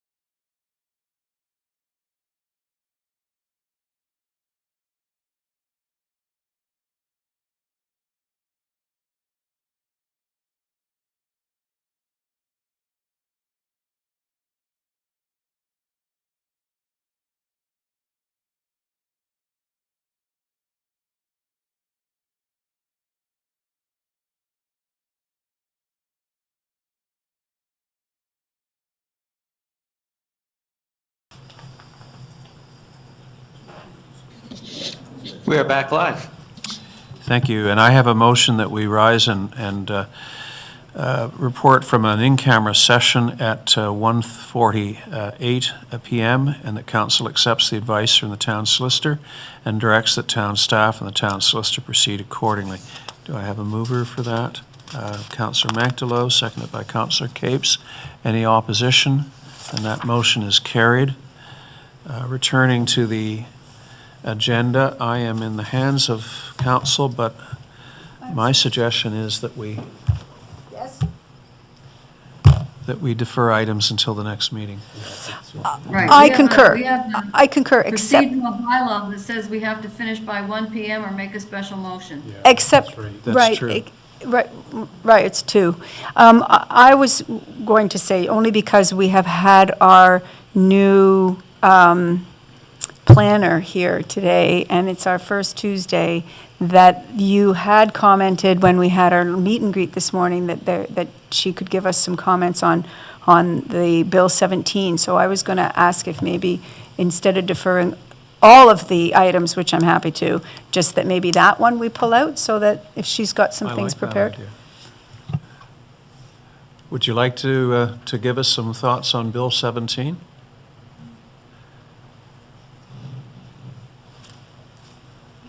Thank you, Mr. Mayor.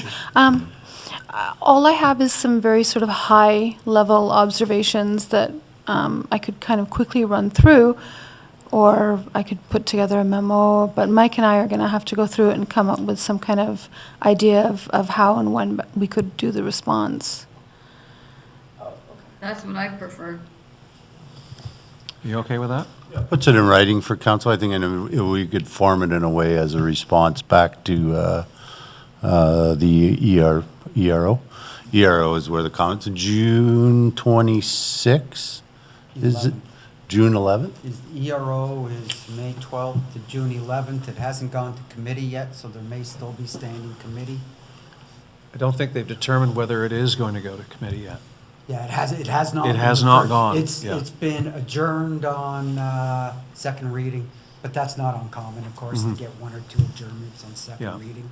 It may yet end up in committee. And the first meeting of June. First meeting, next meeting is June 10th. Yeah, so So ERO deadline is June 11th, and as we discussed, there may or may not be opportunity to comment to committee. Okay. So maybe we could get something in writing for council, and that'd be And something then better to chew If we on. accept it, it can go into the environmental registry and potentially onto a legislative committee if it goes there. Or council can direct right now for staff, and primarily Ms. Alexander, to prepare comments and submit them on council's behalf. Do you feel comfortable with that? Yeah, I'm fine with that. Okay. Mike and I could take care of that. Yeah. Mike knows how we feel about many, if not all, provincial initiatives. Okay. Okay, well, so then does that take it off, or then it's still back on, it still stays on Schedule A, or does that come off of Schedule A, just because of the timing of comments? Well, I thought this was a permission to go ahead and submit. Yeah, it's a submit, but your worship, if council does not accept Schedule A today, all of Schedule A will show up on That's June right. 10th without edit. Plus more. Okay, plus whatever else, and you'll enjoy, because the clerk won't be here, but the deputy clerk is prepared to deal with that for you. Okay, because I was trying to avoid that. I was hoping that number 7 and 8 would come off of the list by discussing Ralph, it today. Did you want to jump in? Well, I did want to obviate us getting a little education. I can't hear. Who's that? Thank you. I'm sorry. I didn't want to obviate us getting educated by Deborah about Bill 17. So even though we send off a document in disagreement with it, I'd like to have some explanation for some of the parts of it, because it's fairly involved, and I'm a simple guy. Yeah, so I think that's where we're headed, is if council wants to skip by Schedule A today, we can add to it. Yeah. And Deborah and I will try and assemble the opinions for Let's you. pull it forward from the schedule to an agenda item for the next Oh, meeting. Okay. Okay? Did you catch that? They would like to. Deb's report? No, they'd like to move, we got a lot Oh, of. we'll put Ms. Alexander's report. Yeah. It comes with, as an attachment. Correct. Yes. Yeah. The letter from the minister. Right. Yes. So Yeah. that will go on as a business. item of new business then. Perfect. Okay. My suggestion is that we defer, and I know, Ralph, you've got a motion, but is there any timeliness to it? I don't think so. Okay. I think we're all getting a little bit punchy. And I have an obligation at 2:30, so I'm going to suggest that we defer anything else on the agenda to the next meeting, and basically do any reports of members or council staff, projects, notices of motion to the next meeting, if there are any. We've done our in-camera, and I do have a confirming bylaw that we introduce and give the necessary readings to a bylaw to confirm the proceedings of the Council of the Town of Mono in Session 10, 2025, held on the 27th of May, 2025, that it be signed by the Mayor and Clerk, sealed and engrossed in the bylaw book. Moved by Councillor Davies, seconded by Councillor Capes. Any objection? The motion is carried.